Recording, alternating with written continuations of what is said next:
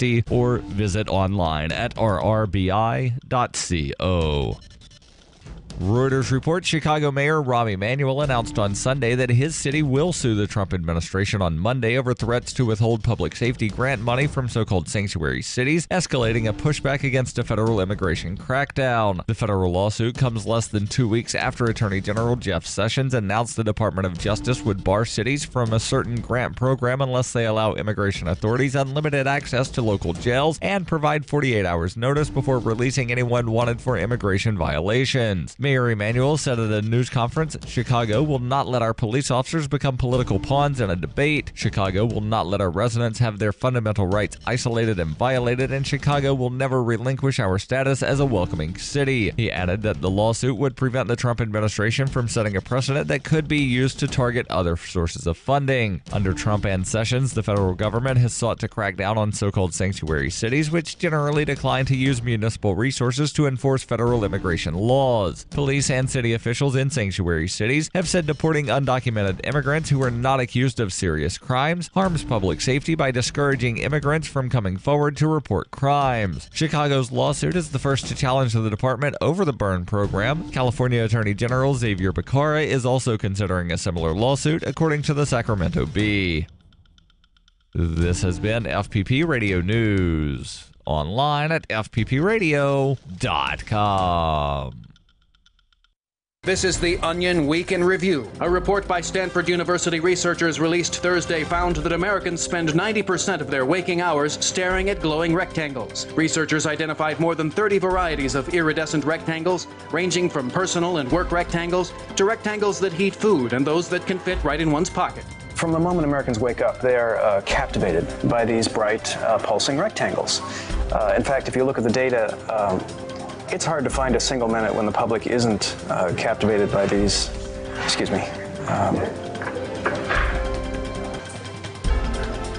I'm sorry, where were we?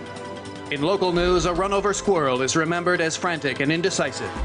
And in other news, a trail of rose petals leads a wife to a sink full of dishes. Prince Fielder reports to spring training exactly the right amount overweight, and a local yard sale reeks of divorce. If you don't hear the sound of my voice the same time next week, alert my family and then visit theonion.com/newsbeat.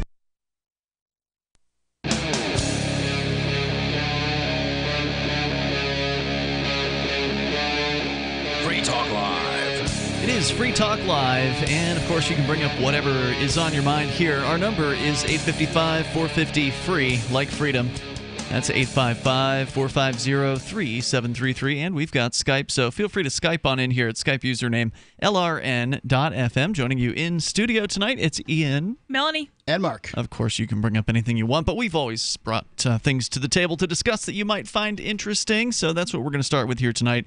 And in the outrageous category, the state of Maine, apparently the legislature there and the governor have signed and passed a new law that will, according to you, Mark, increase the minimum age of purchase and presumably possession of cigarettes. But I haven't read the story. So what's going on? Yeah, I can't remember whether the possession part was part of the story or not. I read it a few days ago, had it in my show prep, and brought it in.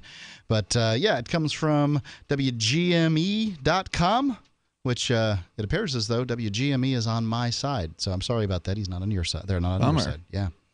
13 on your side, WGME. Meaning me. At the State House Wednesday, lawmakers took up more than 24 bills vetoed by the governor. One bill sought to prohibit the use of handheld phones and the other devices while driving. The governor says he vetoed this bill because it already have a law against texting and driving. The Senate voted to override, voted to override, but the House sustained the governor's veto. This will not become law. The bill's sponsor calls that a mistake. Late Wednesday, the House and Senate voted to override the governor's veto of a bill to change the age you can buy tobacco products in Maine from 18 to 21.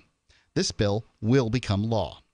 In his veto message, Governor Paul LePage said that he was concerned about losing tax revenue from cigarette sales. And, okay, here's a hint, folks. Don't mention that. And also he said that they feels at 18 you're an adult capable of making decisions on your own. Okay? I'm with him on that one. Some lawmakers disagree. I think if you can sign the contract to go off to war, that you can decide whether or not you want to smoke. Maybe Maine should also prohibit its youth from joining the military as well. I mean, if they're going to say that you're... Well, they don't have jurisdiction over that.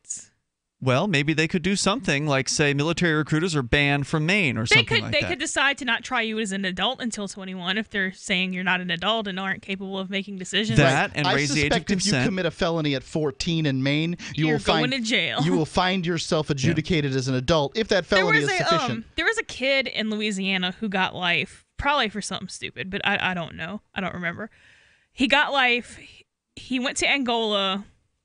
That's the name of the terrible prison. Yeah, that's the name of the prison. One of the prisons in Louisiana. Okay, not the country. The prison. There's a country, yeah. Well, it's actually named after the prison because that's where the original slaves in Angola came from. Wait, the prison's name after? Well, hold on. The country's name. I can tell that next if you want. But so he was doing life in prison. Tried it as an adult. Obviously, he's in Angola, but he couldn't buy cigarettes in the prison because he was underage. In the prison, he couldn't buy cigarettes. Yes. Well, I know that in Florida they've sent plenty of people who are 12 to what amounts to adult prison. So I find it interesting that at 12 you can go to adult prison, but you can't buy cigarettes. These are the things the government does. I'm not advocating for the purchase of cigarettes. I think it's a poor choice whether at 12, 18, or 37. But and you're a former smoker.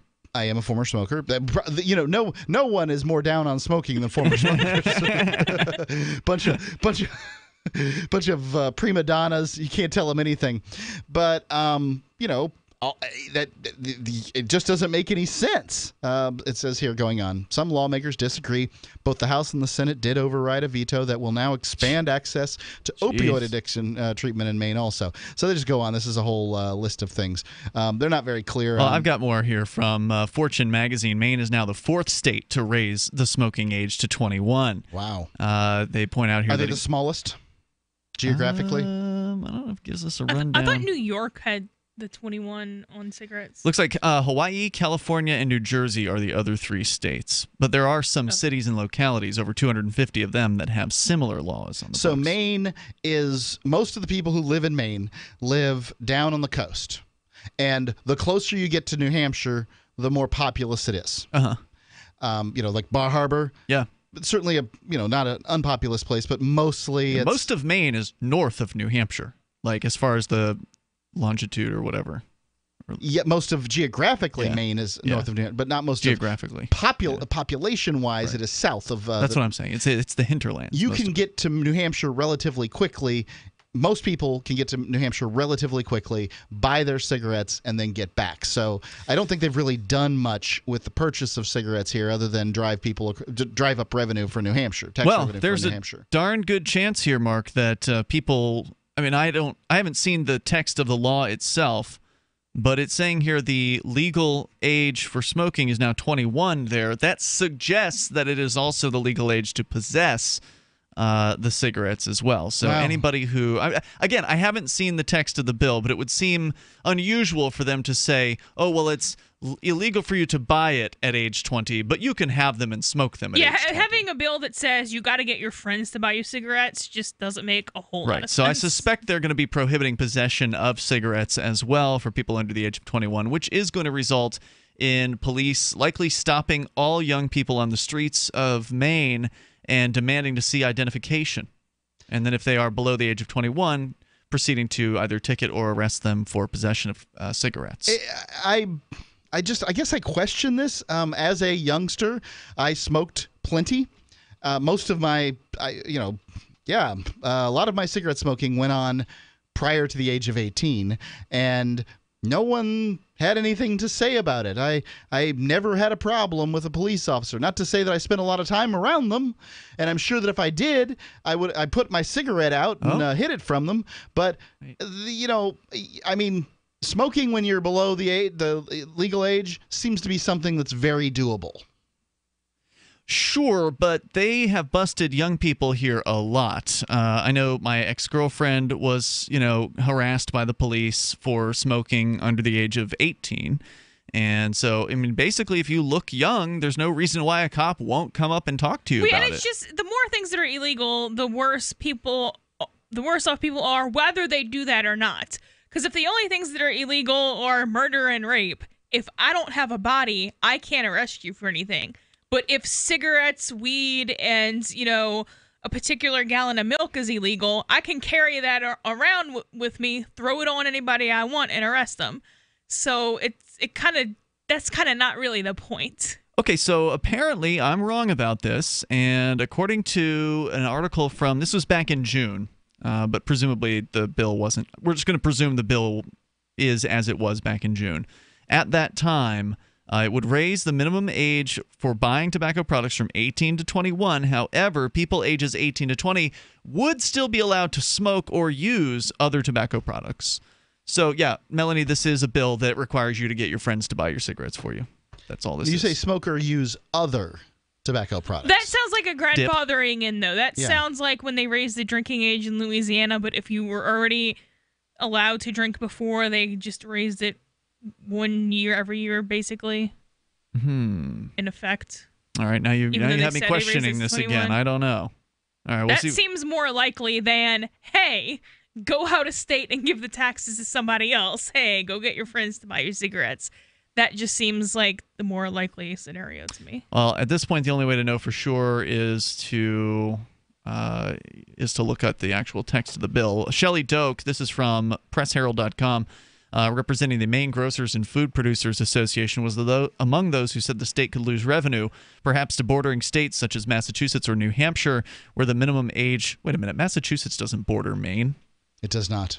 Where the minimum, only New Hampshire borders Maine, right, besides whatever those godless, forsaken Canadian places are. Where the minimum age remains 18. She also said consumers could get around the new regulation by purchasing tobacco products online. Quote, limiting youth access is a laudable goal, she said, but there are unintended consequences of increasing the age from 18 to 21 to purchase tobacco products.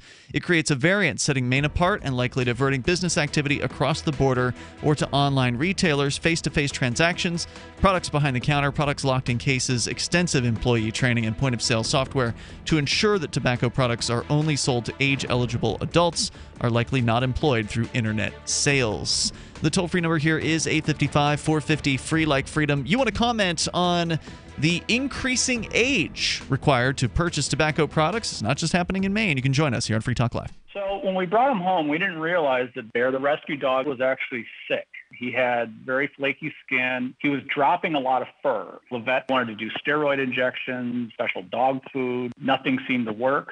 So I've been hearing Dinovite on the radio for years. Petey stopped eating. All his hair fell out. Itching, licking, missing fur. DINOVITE.com. 859-428-1000. And then it finally sunk in. Oh, you're talking about hair and skin. And all right, I'll try it. Well, it took probably 6 weeks, but after we started using Dinovite, no more flaky skin. He doesn't scratch and itch, and he started to put weight on. It was awesome. Dinovite is nutrition. Every rescue dog in America deserves Dinovite for 90 days. I wish that we would have started the Dinovite right away. It would have been so much easier. 859-428-1000. DINOVITE.com. Attention business owners and independent contractors. This is a money-saving message from Tax Mediation Services. If your business owes $20,000 or more in taxes, we can help you today, right now. Listen, dealing with the IRS is no picnic. It's an intimidating and extremely stressful process, and you don't want to go it alone. Our attorneys know every law, every tax break, and every possible opportunity to help you resolve and reduce your tax debt. And if you owe more than $20,000, you may be at the top of their hit list. So don't take your tax debt lightly, because it will not go away on its own. The IRS can seize your bank accounts, your home, and even shut down your business. Call our tax experts today at 1-800-765-9681 and let us deal with the IRS while you focus on your business. That's 1-800-765-9681. Again, that's 800-765-9681. Are you about to meet the media? If you're about to be interviewed, do their homework for them. Know this about the person who will interview you. He or she is busy, so expect minimal, if any, preparation. He or she doesn't know as much about your topic as you do. He or she isn't as concerned as you are about getting your message out, so you need to take responsibility. Provide a biography and fact sheet, photographs, or other materials that tell your story. Reporters won't be put off if you supply frequently asked questions. Remember, Public Speaking 101, at the end of the speech, what's the one thing you want them to remember? You can download the document I supply to reporters who interview me and squirm through a video that demonstrates how not to conduct your media interview at www.survivalspeech.com. I'm Holland Cook. The three most important things you can do for Free Talk Live are: 1, share one episode a week on Facebook or in some other social networking site. 2, buy the things you buy online through shop.freetalklive.com. 3, give $5 a month to the AMP program. It's my firm belief that Free Talk Live's AMP program is the best use of your charitable dollar among liberty-oriented organizations. Support all the organizations you love, but make sure you give $5 a month to AMP at amp.freetalklive.com. Radio is the most personal of mediums. I exist right now in your head. If you listen to Free Talk Live regularly, you know me. Free Talk Live is on more than 160 radio stations around the U.S. and has been downloaded on every continent around the world. Hundreds of thousands of listeners with ad packages from $600 a month to $6,000 a month. Imagine what we can do for your business, project, website, or idea. Email me, mark@freetalklive.com. You can put the Liberty Radio Network on the air in your area. Visit broadcast.lrn.fm to learn how. Broadcast.lrn.fm.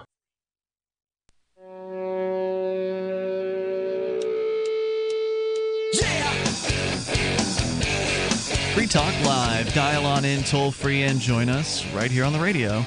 Our toll-free number is 855-450-FREE like freedom. That's 855-450-3733. We've got Skype as well, and the Skype username is lrn.fm. With you tonight, it's Ian. Melanie.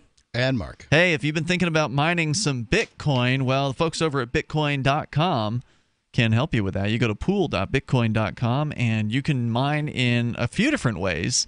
You can mine Bitcoin, sort of the original Bitcoin Core, or you can mine the new Bitcoin Cash if you wish. It's up to you. When you get started over at pool.bitcoin.com, you can help create Bitcoin into existence and get your cut of that process. Now, it's super easy to get started. They've got a 100% uptime guarantee. The website's easy to use, and it makes it so you can calculate what you might be able to make on their site there, pool.bitcoin.com. You can get signed up and start. You don't have to worry about any of the maintenance, the upgrades, the equipment hassles, putting anything together, setting up any kind of software. You just invest and collect. It's that simple. Pool.bitcoin.com. Mark and I are both doing it over there. That's pool.bitcoin.com. And if you are somebody who does want to deal with the maintenance and the technology and you know what you're doing, then if you already have a Bitcoin mining rig, you can point your miner at pool.bitcoin.com as well. So it's up to you how you do it. Once again, that's pool.bitcoin.com. As we go to, we'll get to your calls and thoughts here if you want to share your thoughts with us on cigarettes. Prohibitions, because now if you're 18, 19, or 20 in Maine, well, actually, according to the story I have here, they have, per your suggestion, Melanie, not that you suggested this, but you suggested this might be the intention behind their bill, that they've made it illegal for people under the age of 21 to purchase tobacco. However, they're in the amended version of the bill, which presumably is the one that passed, it exempts people who are already 18 to 20 years old from this requirement, and implementation is delayed until July 2018. So if you're 17 right now, or maybe 17 in July 2018, then sorry, you won't be able to buy any cigarettes at age 18, 19, or 20. But if you're 18 when this law goes into effect, you'll be in the grace period of where it'll still...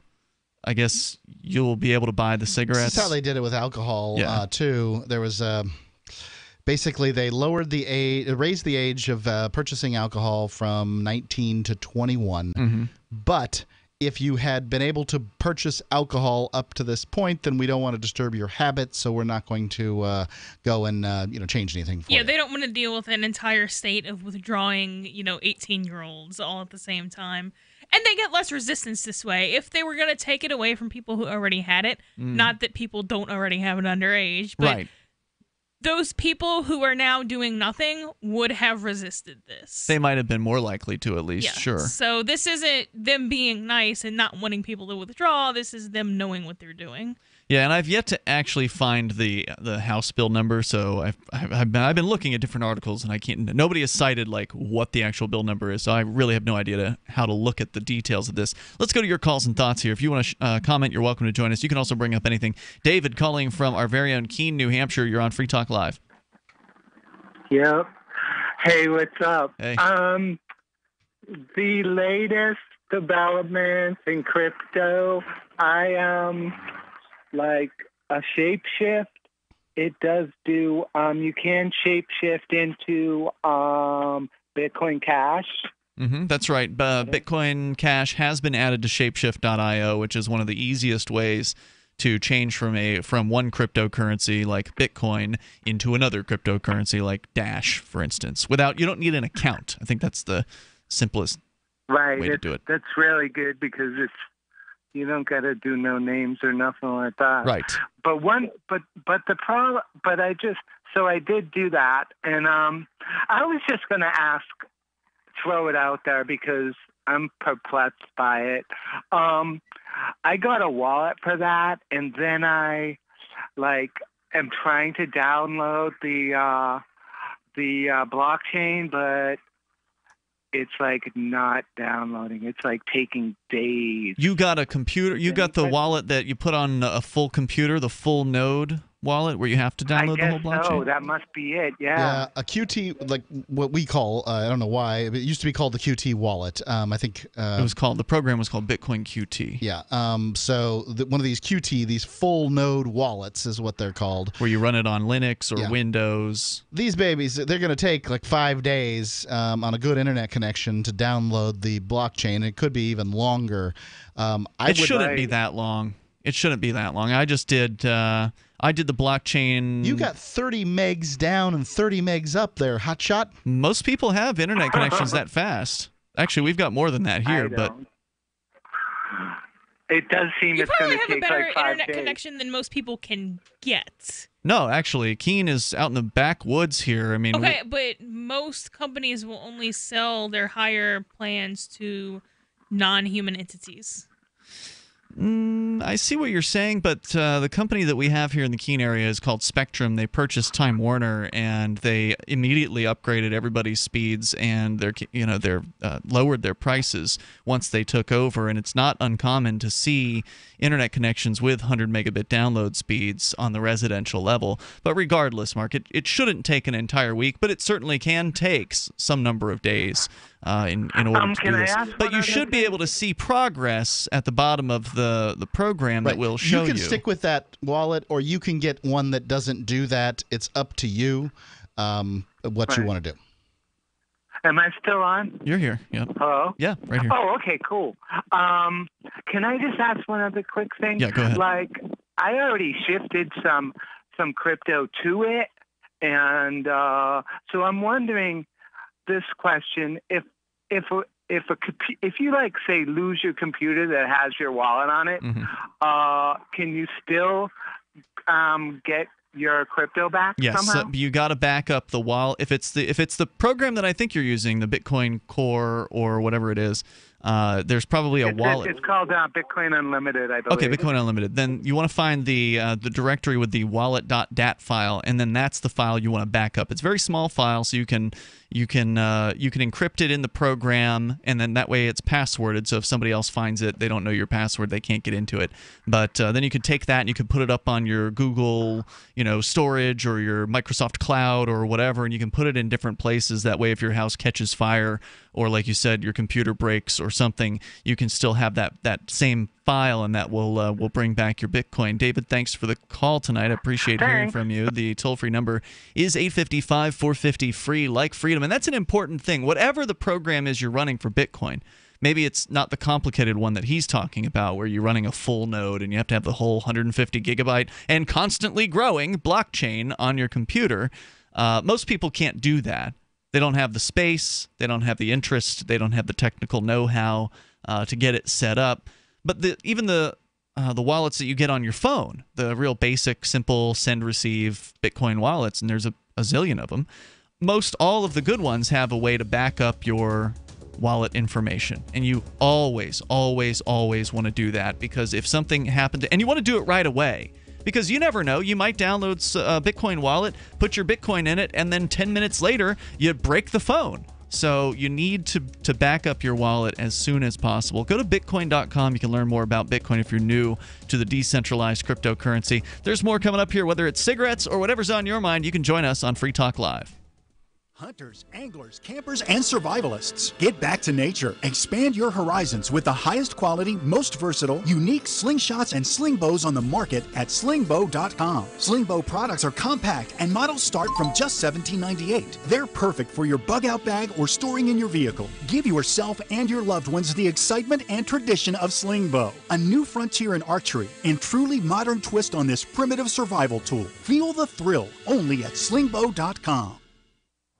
Is that Ellen painting her garage? Yesterday she was trimming her hedges. What's her secret? I heard she was eating this new super berry called the aronia berry. Aronia what? Aronia berries from superberries.com. They're known for having one of the highest levels of antioxidants that helps with overall wellness. Where can we get them? Go to superberries.com/radio. And right now we get a free smoothie recipe book with our order. Plus we can save $4 at checkout. I can't wait. I've got lots of projects I need to get done. Yes, you do. Choose health. Eat purple. Superberries.com. Free Talk Live. They're the mafia. They function like the mafia. They think like the mafia. They hire people who think like the mafia. The only difference is they put on a front that there's something legitimate and legal and valid about all of it. Well, there's no Don in this particular mafia. The Don is the majority of people who went out and voted and then put their new Don in place. And sometimes the Dons change and sometimes they don't. Incumbents are very difficult to unseat, and but their henchmen stay in place the whole time. It's quite a sophisticated mob operation. It is. Well, it's the mafia that is so successful, that has so brilliantly pulled the wool over people's eyes, that they've actually gotten people to give them their children so the mafia can educate them into believing that they need the mafia. Right. We have free indoctrination camps. Schools for you to send your kids to. Free Talk Live, 7 nights a week from 7 to 10 Eastern, live on the Liberty Radio Network at LRN.FM. This Your Family Today tip is brought to you by Lil Drums. Every bit as fun as a full-size Nestle drumstick cone, and definitely cuter. Visit us at drumstick.com. Vacations are all about family time, but you don't have to leave home to have fun. Take 1 weekend a month and devote it to family activities. Pull out the board games and puzzles, serve up some treats, or have a picnic. Even without leaving home, you'll feel like you've really had some time away. For more tips like these, visit us at parenthood.com/yourfamilytoday. Did you know you can watch Free Talk Live during our live show 7 days a week from 7 to 10 p.m. Eastern via our studio cams at cam.freetalklive.com? Plus, you can chat with other listeners while you watch, all totally free. Now that our live video stream is hosted by YouTube, our video archives will be online even faster, so be sure to subscribe to our YouTube channel. Listen, watch, and chat all free at cam.freetalklive.com. That's cam.freetalklive.com. Is spreading the message of liberty, cryptocurrency, and peace around the globe worth $2 per month to you? As you may already know, in addition to our internet feed, LRN.FM broadcasts on free-to-air satellite across North and Central America, as well as Sub-Saharan Africa. And we've been available on satellite for free 24/7 since 2010. The LRN.FM free-to-air satellite signal is reaching some of the most oppressive regimes in the world, and there's no doubt our ideas are making an impact. You can learn more about the channel's impact by watching the 3-minute video at fund.lrn.fm. If you'd like to help free minds globally with our ideas of liberty, cryptocurrency, and peace, you can donate as little as $2 per month via fund.lrn.fm. You can help us continue and expand our satellite broadcast to multiple continents. Visit fund.lrn.fm today, and thank you for your help. Don't forget to share the link on social media. That's fund.lrn.fm. You can connect with the Liberty Radio Network via our Facebook page at facebook.lrn.fm. That's facebook.lrn.fm.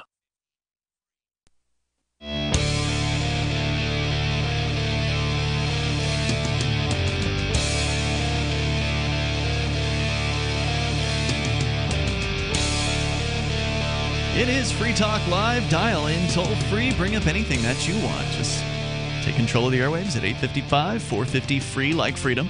855-450-3733. We've got Skype, and the Skype username here is LRN.FM. Joining you in the studio tonight, it's Ian, Melanie, and Mark. Hey, speaking of Bitcoin, we were just talking with David there about the more complicated Bitcoin wallets, which are like the what they call full node wallets. He's using Bitcoin Unlimited. That's actually the one I'm running here in the studio for a full node. But the average Bitcoin user doesn't need to get this deep into Bitcoin. In fact, there's not really any real benefit that directly accrues to somebody who's using the full node software. It's just if you want to support the Bitcoin network with an extra data point, essentially, an extra storage point. Because what makes Bitcoin special is it's decentralized. It's unique in the world because it was the first decentralized cryptocurrency to ever hit the market. And that's why it's still number one today, because it's got that momentum behind it. But in order for it to be decentralized, then this thing called the blockchain, which is the ledger, this distributed public ledger that exists out there, it's also decentralized. So it exists in thousands of locations all around the globe simultaneously. And at the same time. And it's being updated all around the globe. Whenever a new transaction is sent, it propagates throughout that entire network. And so if one node is taken offline, or even dozens of nodes were taken offline, the ledger's still there, because again, there are thousands of people who are running this full node software, including the LRN studio. So that's what's important. It's important to have these nodes, but it's not important to 90% of the Bitcoin users out there. Most people just want to have a wallet where they can send and they can receive Bitcoin, and there are plenty of wallets that do that. And Jaxx.io is the official wallet of Free Talk Live. Not only does it send and receive Bitcoin, but it also handles multiple other cryptocurrencies as well. And from what we understand, they are adding Bitcoin Cash support to Jaxx. I don't know if that has been accomplished yet, but that's something they're working on. So if you go to Jaxx.io, you can download it there, your Apple, Google, or Apple app stores. It's up to you how you get it. It's also available cross-platform, so you can access your cryptocurrency from Windows, from Linux, from Mac, from browser plugins for Chrome and Firefox, in addition to your phone. So you can go to Jaxx.io. It was created by Anthony D'Orio, who is one of the founders of Ethereum. He made it easy to back up your wallet and recover your funds with Jaxx. And Jaxx is striving to give you command over your digital life, coins, contracts, currencies, identity, and more. It's your digital command center in the palm of your hand. It's Jaxx, the official wallet of Free Talk Live, Jaxx.io. But as I was saying, most people, they don't need the complicated wallet. They want to have something that makes it easy for them to send, receive, or save their Bitcoin. And so you don't have to get into the deep end of the technology on Bitcoin. There's a learning curve just normally with Bitcoin. Like, you got to figure out what the wallet looks like. It's this weird number that starts with a 1, and it's got letters in it, and it's a jumble of... I wish they wouldn't have called it a wallet, and I wish they wouldn't have called it a coin. Because you think that's confusing to people? Right. It's not a wallet. It's an app. It's an account. It's an account number, I think, is most accurate as to what it's called. Your Bitcoin account number. Could please send me some Bitcoin to this account number. Yeah, I see what you're saying. Not a wallet address. A wallet what? Address? Huh? Well, it's too late now. Oh, I agree. It's too late. But I mean, it's a wish, and You people could can listen. you could rebrand it when you talk about it. I do if you want. I often use the term when I'm sending email to people. Here's the account number. Yeah. Just send it there. That kind of thing. I'm glad they called it new and different names because that makes it difficult for the state to declare it to be a thing. Hold on. and How is regulate it. wallet a new and different name? Oh, it's not account. It's not. You don't go to the bank and say, I'd like to open a wallet. You don't go to your stockbroker and say, I'd like to add some Walmart stock to my wallet. True. So it's not calling itself either of those things. Mm-hmm. So if they want to call it that, they have to do the work. I get where you're coming from. I think that there's validity to what she says because, in people's minds, and that's where government exists. Mm-hmm. That's where the state exists. That's where this monopoly exists. It exists in people's minds. In people's minds, it makes perfectly good sense that the government has control over accounts. But it doesn't make perfectly good sense that the government would have control over your wallet. That's a good point. All right. And I have to say that I spend some amount of time every week kind of helping newbies come on board with Bitcoin. I as part of the Shire Free Church Bitcoin outreach here in the Keene area, we've been doing advertising through old media like newspaper, radio, running ads to attract people to Bitcoin. And so part of that process is we're giving away Bitcoin to people who respond to the advertisements. And so therefore I get to, the beginning portion of these people's kind of foray into to Bitcoin, right? So I'm sending them emails of, here are the steps. You need to learn about the wallets, get one, and then send me your wallet address, and I'll send you back, some free Bitcoin. And they, for the most part, aren't too confused about what the wallet is, although sometimes if somebody signs up for blockchain.info, they'll think that their login number, which is this ridiculously long and unique set of characters that nobody could possibly remember, they'll send me that, and I'll recognize it because I know what the wallet looks like. At this point, And so I write them back and say, no, that's not it. You need to go and log in and go to receive, and then give me the number that starts with a 1. And by that point, they usually get it. So it's not too difficult for people to figure that stuff out. But Bitcoin does need to get easier to use. I mean, there's no doubt about it. There is still some level of a learning curve, even at the most basic levels. It has gotten better over the last decade. Well, I mean, even on phone apps. What's that now? Even on the phone apps, I think there's still a learning curve. I mean, for people, because you have to learn that there are fees that you have to pay as the sender, and you don't really figure that out necessarily until you go to send it. If you're paying attention, you'll learn that. You have to figure out what the wallet is. You should learn how it kind of works behind the scenes. You should probably know about confirmations and why those are important. So there's some basics that I think people should get down. I think you can just kind of stumble in and install an app and send and receive Bitcoin pretty easily. You can stumble in and get some Bitcoin, and everything should be fine. But I wouldn't stumble in with $1 million. You know what I mean? No, definitely not. Or even a $10,000 or $1,000. Let's talk to Vernon. He's in New Orleans, listening online. Hello, Vernon. Hey, so I know you're trying to simplify all of this for the listeners, but I had a more advanced question, and I don't know if you all can explain this. Right. I was just curious what the advantage is of running your own node, and if you're running your own node, does that mean you're a miner? And if you're not a miner, what's the difference? And I'll take the answer off the air. Thank you. Okay, well, thanks for the call. You're welcome to stay, but whatever. So it's an old talk radio thing. I don't know why some people do it, but that's what they do.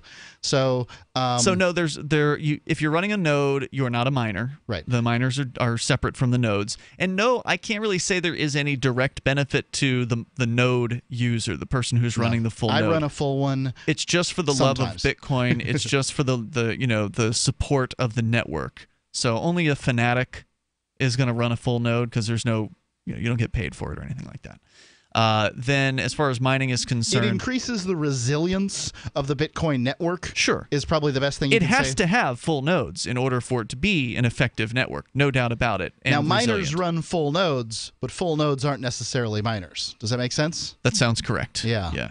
So the miners get paid because they're doing, real hard work. It costs a lot of electricity to do that. With a full node, it's not going to take up that much of your computer's processing power, and it's going to take some bandwidth. I don't actually know how much bandwidth it takes up. I don't suspect it's that much because it's just transactions coming in on a. I don't think the bandwidth, but it's network. I mean, for an older computer, if you're going to dedicate an older computer to a node, it's going to eat up that hard drive pretty quick. The hard drive is the thing that it's really costly on. It's right now 150 gigabytes for the blockchain, and that's only getting bigger over time. So if you don't have, in the next year you won't have 300 gigabytes to expand to or whatever, then forget about it. Forget about it. Yeah, the toll-free number here is 855-450-FREE, like freedom, 855-450-3733. Our former co-host Derek J. Freeman and his boyfriend Steven have thrown the doors open on what may be the country's first Bitcoin-only and crypto-only retail store. We'll tell you about that coming up here. They got some press coverage coming up. Do you want to help build a better financial system for everyone? Join Dash. Dash is Digital Cash, a digital money platform designed to replace cash and help people manage their own wealth. It's fast and easy, fees are low, and transactions are confirmed instantly. Dash is decentralized, run by users who earn rewards for helping run the network and make governance decisions. Dash is set up to succeed where other platforms have failed. Give it a try at Dash.org. Help people take control over their financial future today. Find out more at Dash.org. Imagine, if you will, a virtual world, a symbiotic economy with its own currency, where you can barter your services with others. Symbi.com is a marketplace of real people exchanging skills and services, from web developers, marketers, video production specialists, and teachers of all sorts, to gaming consulting or fitness coaching. Symbi.com is a vast world of people trading freely. Take my word for it, it's an adventure you can't afford to miss. Simbi.com. BuySellMakeOffer.com is better than ever. I'm Pat Matthews, here to tell you that BuySellMakeOffer.com, the revolutionary site for buying and selling anything and everything, just upped the ante. Go right now to BuySellMakeOffer.com and click the Sign Me Up button. When you do, you'll get the first month free, and then it's just $9.95 a month to be a member forever. And you don't need a credit card for the initial setup. Create your own store on the site and sell whatever you want, as long as it's legal, however you want, and sell an unlimited number of items. Create your own intro video to describe what your store is all about. Use Skype to see who you're buying from or selling to. Sell unused household items, as well as antiques, cars, televisions, collectibles, real estate. The possibilities are unlimited. Use social networks to promote your store right from our site. Remember, there are never any fees, no matter how much you sell. Become a member today. I'm a member. Get all your friends to sign up, too. This could become a great business for you. Sell whatever you want for the first 30 days, free at BuySellMakeOffer.com. Hi, I'm Derek J. To me, an activist's calling is to actively work to advance a cause. The cause for which I work is personal freedom. I believe my life is best when I engage in voluntary interactions and self-government. I reject the idea that anyone else has a higher claim to my life or my body than I do. I see people who call themselves the government as a threat to my personal freedom. I realize you may feel differently, but my relationship with the people who call themselves the government is completely involuntary. If Starbucks used some of its money to drop bombs, I wouldn't shop there. So why would I support the American empire? The empire does not require my consent. Derek J's Victimless Crime Spree. Watch it for free and order the Director's Cut DVD at victimlesscrimespree.com. That's victimlesscrimespree.com. For years, LRN.FM has had a listen line that you can call and listen to LRN.FM anytime. Now we're taking the idea to a new level with the LRN.FM audio on demand line. You can call 641-793-9660 anytime and listen to LRN.FM's live feed, and you can listen to a bunch of our original shows on demand. Long distance fees may apply. Just dial 641-793-9660 and choose from the menu 641-793-9660. What do you shop for that you could otherwise buy at Amazon? Pretty much everything, right? Amazon has competitive pricing and they deliver, and that's a big plus. If you could plan ahead in your shopping, would you be interested in saving up to 33%? There's a catch. You have to do your shopping in Bitcoin. But imagine those savings. It's like a huge raise. All you have to do is go to SaveItPurse.com. We've saved thousands, and you can too. Plan ahead and save. SaveItPurse.com. While our satellite channel is free to listen to, it's not free for us. You can help us cover our satellite costs with the chip-in on the right side of the page at lrn.fm.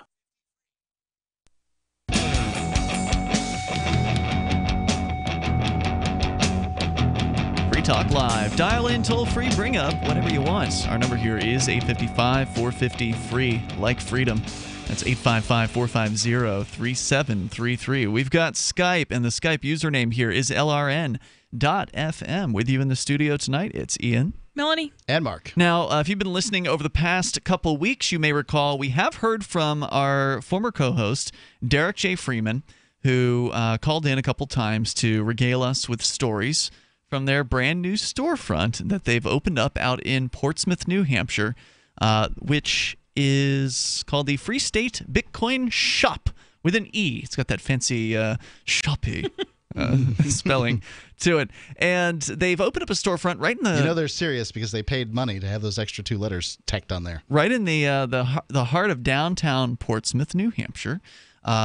Small little shop, but it's doing its job. And what they're doing there is they're getting the word out about Bitcoin to the average people who are in downtown Portsmouth. And I got to say, it's brilliant. I love this activism that they're doing there. And it gives them the chance if they're in the store and there's no customers there. Steven's a programmer, so he can just be tapping away on his laptop, or Derek can be blogging or whatever. So even if there's downtime in the store, they can still be productive and doing things. And when customers are there, you're either introducing somebody brand new to Bitcoin or somebody who's already into Bitcoin. They're going to buy something. Coming in to say hi. Yeah. So here's a story from NHTechHub.com. They've been getting some press this week. This story, actually, according to Derek Janus, doesn't say here who the author is, but he says the author of this story, interestingly, is a city council member who wrote this. For NH Tech Hub, headline, New Hampshire's first retail store accepting cryptocurrency exclusively. With a soft opening in July. By the way, their grand opening's coming up next month, I believe September 9th. Oh, man. Retail store owner, me too. Retail store owner Steven Zeiler set out to do something a bit different in the popular retail destination of Portsmouth, New Hampshire. He launched what he believes to be New Hampshire's and possibly the country's first retail store. No, it's not the world. No? First retail store to only accept cryptocurrency as payment. The Free State Bitcoin Shop is located at 56 State Street in Portsmouth, near popular Prescott Park. The small space is outfitted with local handcrafted items, books, pins, and promotional materials promoting New Hampshire, liberty, and various forms of digital currency. Also sold at the space are T-shirts, mostly promoting science, crypto, and politics.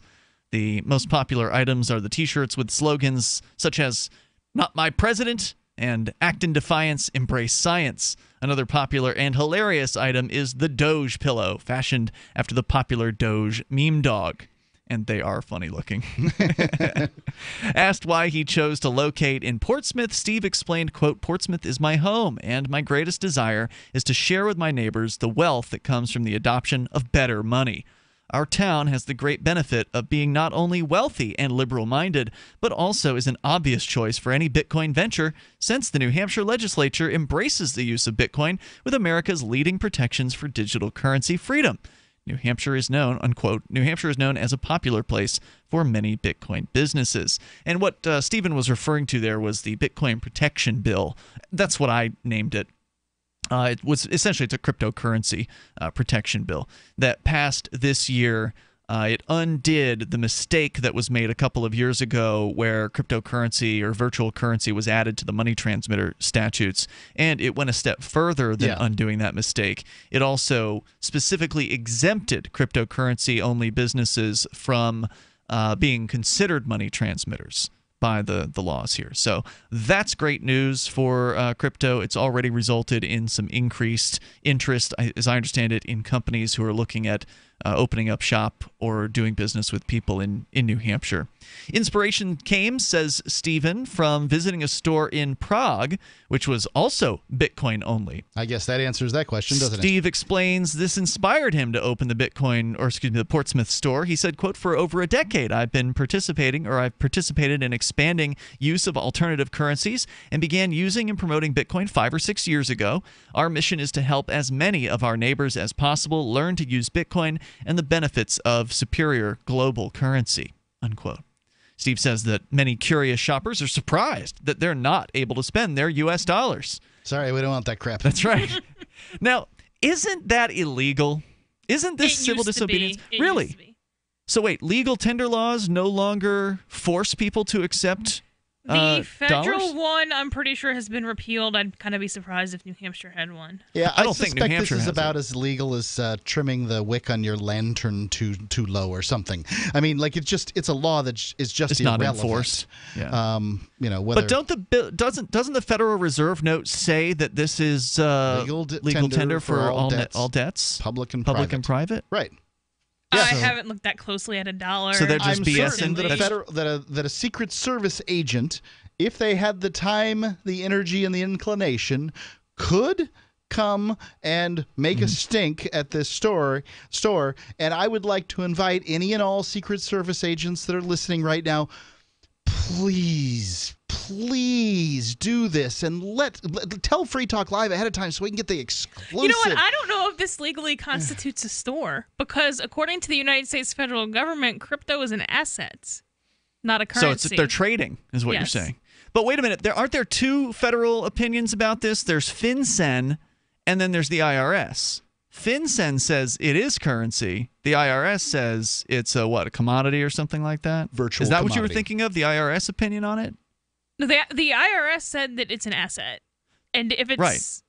It's a thing. It's a thing that you own. I don't know what a commodity is other than not currency. Okay. I don't know what a commodity is either, but Mark might know. He's used the word before. Is a commodity an asset or is that somehow different? Well, commodity is like... It's an asset. Commodity, yeah. Yeah. I mean, you trade it. Right, you trade it. But the FinCEN people, the Financial Crimes Enforcement Network... They were trying to get it declared a security, which would still make it not currency. FinCEN? I thought they came out with a ruling years ago that said that they did consider it a currency. I'm pretty sure they did. It's some time ago. I don't think any part of the federal government has recognized it as a currency. They're not going to do that. They're not going to do that. I think you're wrong on this one, and I don't have the ability to easily search the internet while I'm talking, so it's going to be hard for me to, back up what I'm saying. But it's been my understanding, and maybe somebody out there listening can call in with some level of expertise on this. And you're an accountant, Melanie, so I mean, you certainly know the IRS controls and laws and things like that. But you don't. Do you necessarily have to know FinCEN stuff to do accounting work? No, not with what I'm doing. Yeah, so I know that I'm almost certain that FinCEN has regulations when it comes to virtual currency and that they do consider it to be a currency. But we can look deeper into that perhaps here in a little bit. If you want to join us, you're welcome to. Our toll-free number here is 855-450-FREE, like freedom. That's 855-450-3733. So we were talking about, and I'll be sure to make a note on that. So we were talking about the Free State Bitcoin shop. Steve, the owner, or Steven, says that many curious shoppers are surprised that they're not able to spend their U.S. dollars. Instead, the store only accepts Bitcoin, Litecoin, Dash, Ether, Monero, encrypted Zcash, and Dogecoin. In fact, you get 20% off of the dog-themed gifts when paying with your Dogecoin. To ease newly interested customers into the cryptocurrency process, the store will soon have a two-way Bitcoin vending machine. And that'll, by the way, be New Hampshire's first such device, because in New Hampshire we do have quite a few. There are 4 at least in current operation of Bitcoin vending machines. But those are one-way machines where you put cash into the machine and Bitcoin is vended into your account. But what Steven's talking about doing is a two-way machine where if you wanted to sell your Bitcoin to the machine, you would be able to do that. And then you would get cash coming out of the machine as well. So that's kind of exciting. Looking forward to seeing that in operation. Yeah, I'd love to see a machine doing that. To ease, let's see, going on here. Oh, and they're going to begin providing Bitcoin training on site at regular intervals.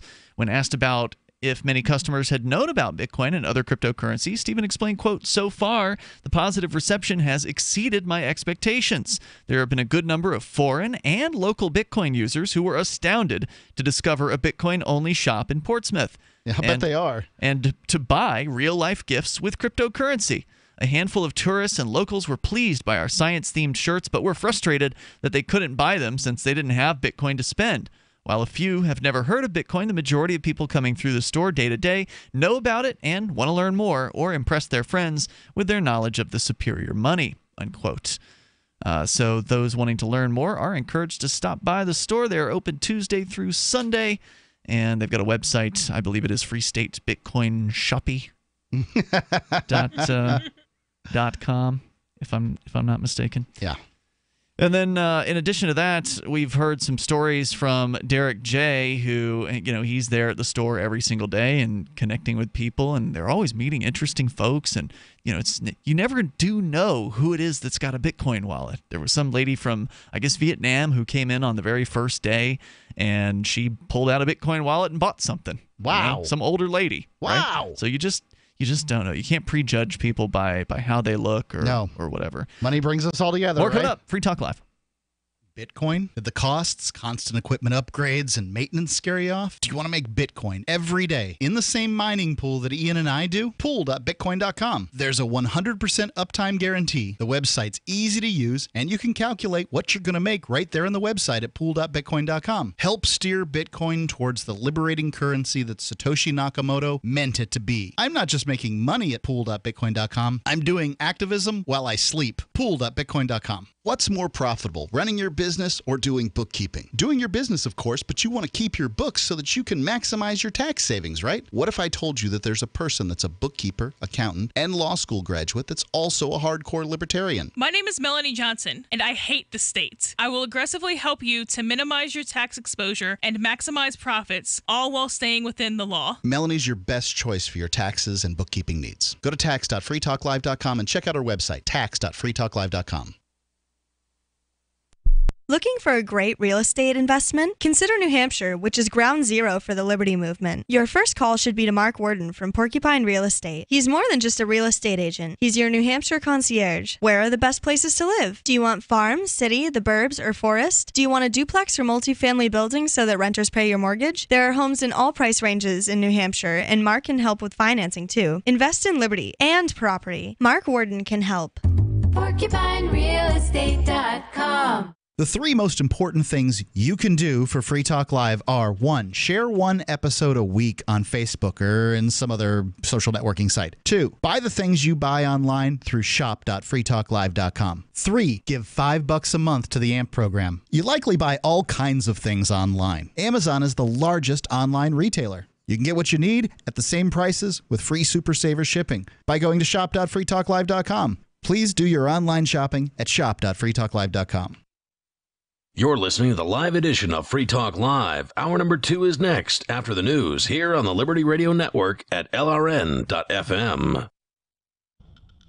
From Keenan-Shire, the Liberty Media capital of the world, this is Daryl W. Perry, host of FPP Radio News for Monday, August 7th, 2017. Silver's trading at $16.17 per ounce. Gold is valued at $1,257 per ounce. Bitcoin is trading at 4.7 cents, and the average price of Bitcoin is $3,358. Antiwar.com reports last week's U.S.-backed raids against what was described as an al-Qaeda position within Yemen's Shabwa province, in which officials claim to have inflicted heavy casualties, appears to have actually marked the beginning of a much larger military campaign in the province, with U.S. troops now confirmed to be on the ground working with forces from the United Arab Emirates and leading the campaign. Some 2,000 fighters, mostly UAE-hired mercenary fighters from the region, are massing for what is being called a clearing operation. The goal of this operation appears to be an outright purge of the Shabwa province of all fighters from al-Qaeda in the Arabian Peninsula. Such a campaign would likely be long and involve a lot of fighting, as al-Qaeda in the Arabian Peninsula has had a large presence around the area for several years. The exact scope of direct U.S. military involvement is unclear, though the Pentagon confirmed Friday that U.S. forces are on the ground in the area in an advisory role and suggested it was likely that more U.S. troops would be deployed in the weeks to come.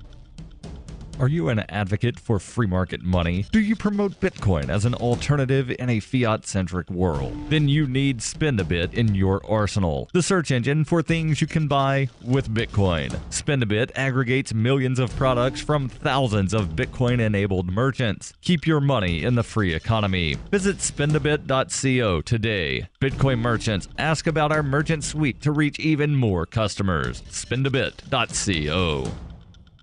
UPI reports the manufacturer of a ride that malfunctioned at the Ohio State Fair and killed one teenager and injured several others said the mishap was due to corrosion. KMG International, a Dutch-based company that rents out rides to fairs around the world, said in a statement released Sunday that an internal investigation found that excessive corrosion on the interior of the gondola support beam dangerously reduced the beam's wall thickness over the years. This finally led to the catastrophic failure of the ride during operation. The ride, known commonly as Fireball, but officially coined a KMG Afterburner, had been operational for 18 years at the time of the deadly accident on July 26th. CNN reports that the Afterburner ride was inspected several times before it broke apart in mid-use. After the incident, Michael Vardarello, chief ride inspector for Ohio's Division of Amusement Ride Safety, said it's been looked at about 3 or 4 times over the course of 2 days. KMG International said they will collaborate with industry safety experts to develop an inspection protocol to prevent similar incidents in the future. For nearly 40 years, Roberts & Roberts Brokerage has been a trusted source for buying and selling precious metals like gold and silver. They also take Bitcoin for precious metal purchases and have permanently removed the minimum purchase amount for all orders paid in the digital currency. Call Roberts & Roberts today for knowledgeable advice on buying and selling precious metals and a forward-thinking approach to new technologies. 800-874-9760 or visit online at rrbi.co.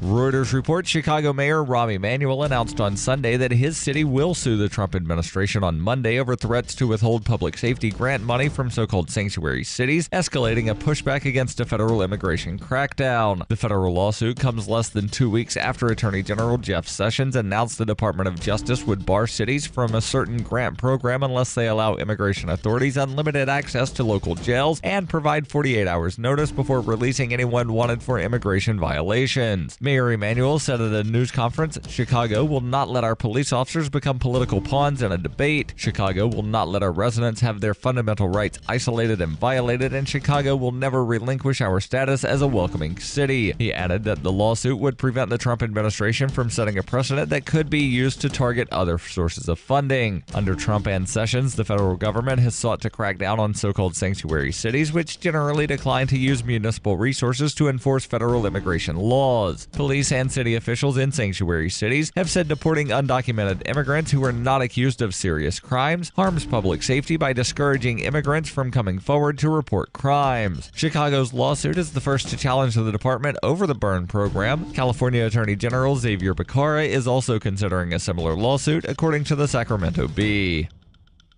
This has been FPP Radio News. Online at fppradio.com. I was doing my regular 11 o'clock security sweep around the perimeter of my house when I noticed a couple of young people having intercourse in the front seat of a car out in the street. So I ran inside and I grabbed my video camera. As you can imagine, I stood in those bushes for over 20 minutes watching these two degenerates grind against each other, and I'm thinking, this behavior is simply unacceptable. Now, if you think this is an isolated incident, you are dead to rights wrong. I have 36 hours of footage to prove it that I have personally collected from sickos just around my own town. For example, I saw perverts having sex in swimming pools clearly visible from the roofs of adjacent buildings, on boats that anybody could see with a telescope, at night on the beaches where they can easily be watched by anyone hiding behind a fence wearing their night vision goggles. It's simply disgusting. This is the Onion News Network.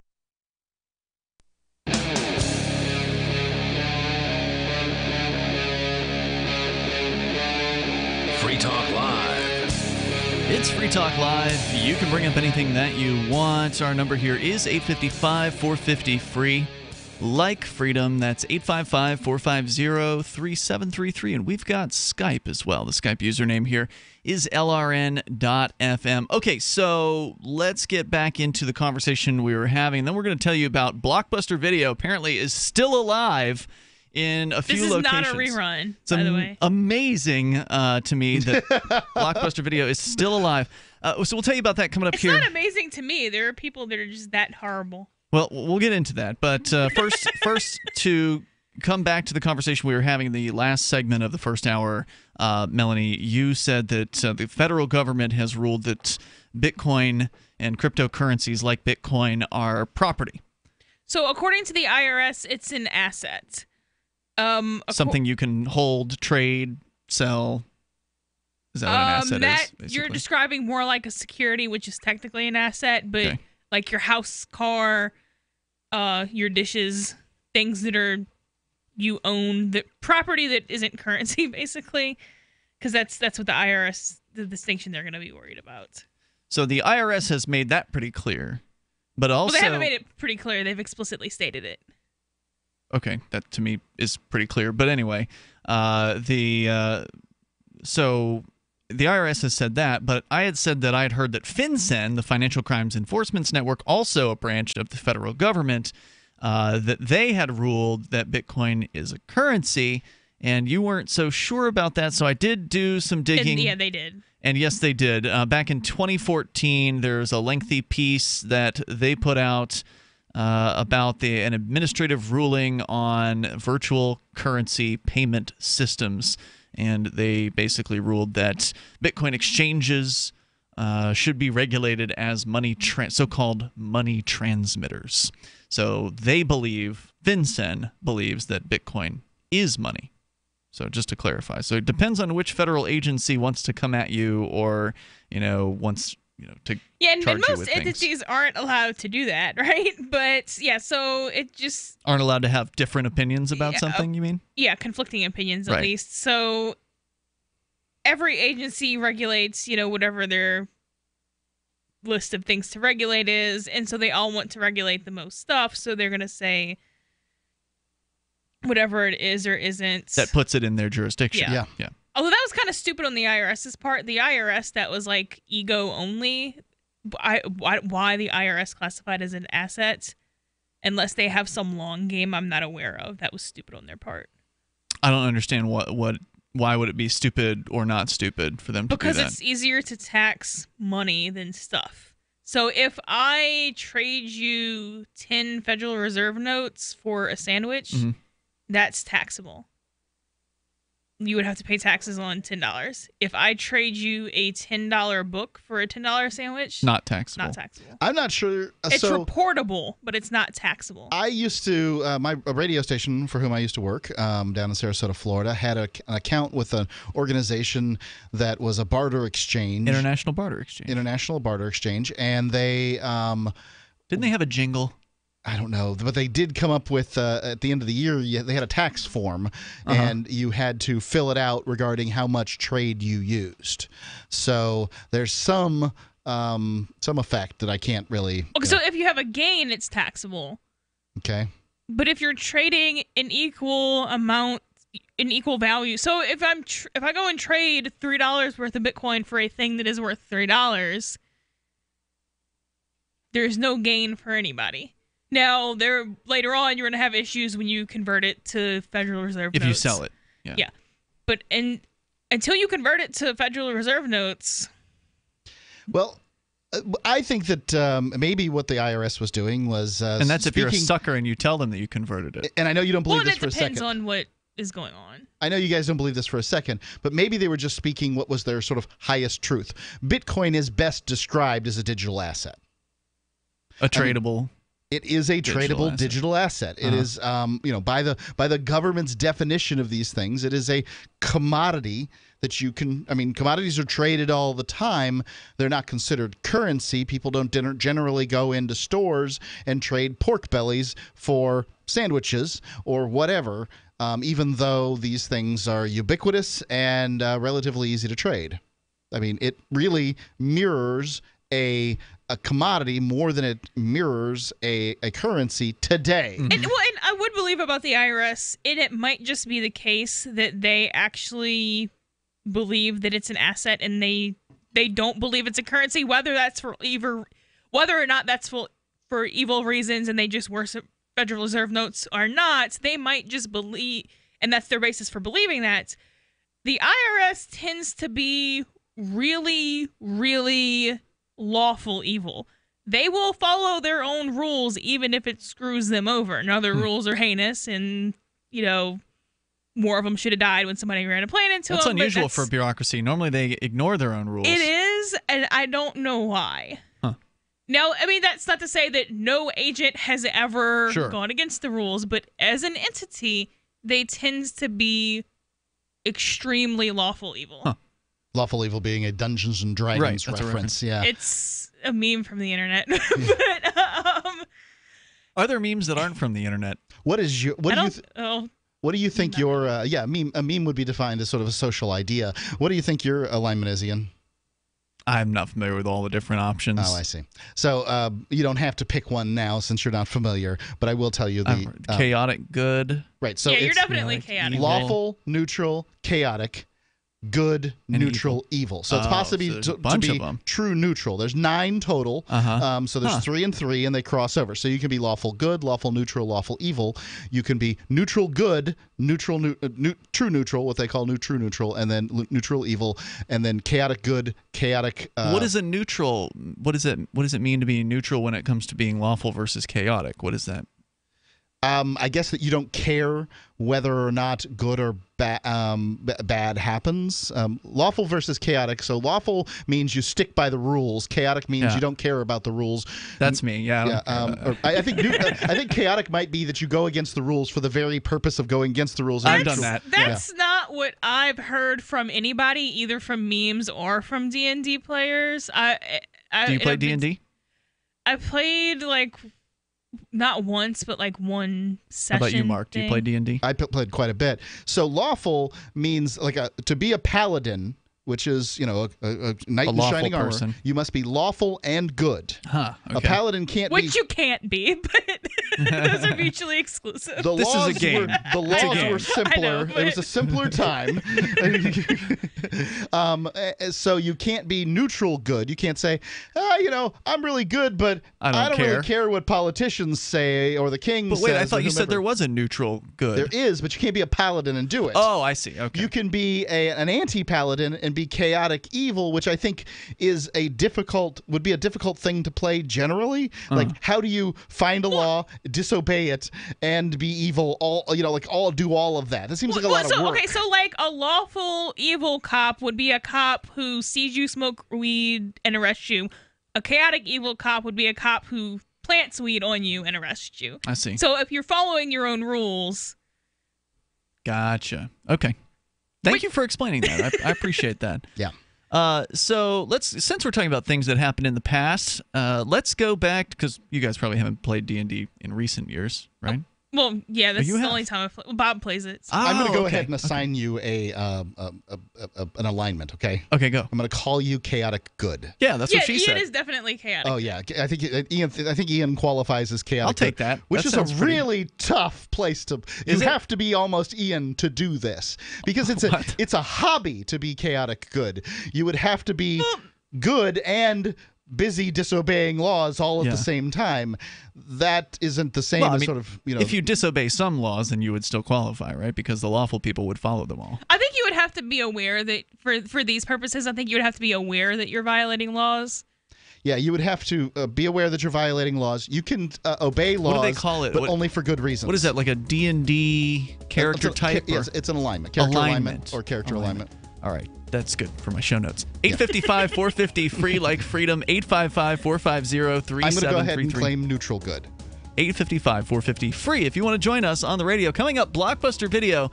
I thought they went out of business, but apparently some of them are still around. We'll tell you about it coming up on Free Talk Live. And one of them is allegedly tweeting. Have you ever thought you'd like to flip houses but didn't know how or where to get the money?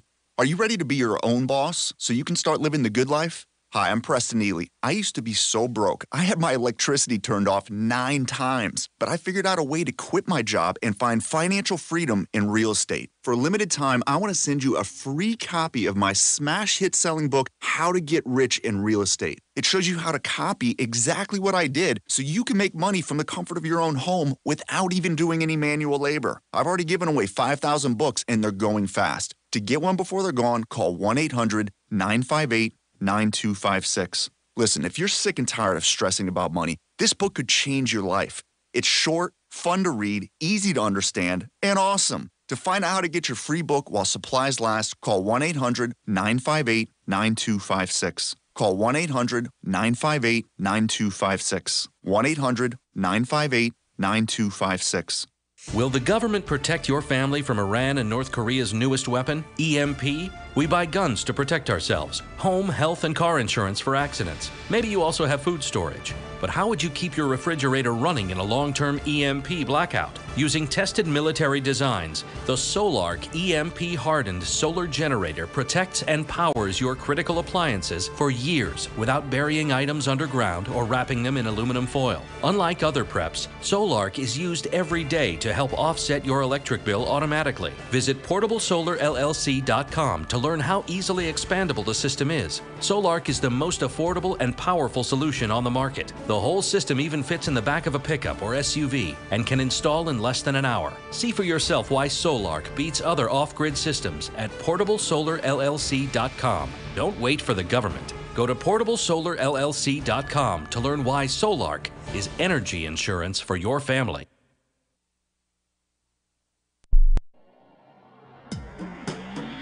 Free Press Publications is an independent, alternative media and publishing company founded in June 2009 with the mission of ensuring a free press for the freedom movement and is committed to spreading the message of peace, freedom, love, and liberty.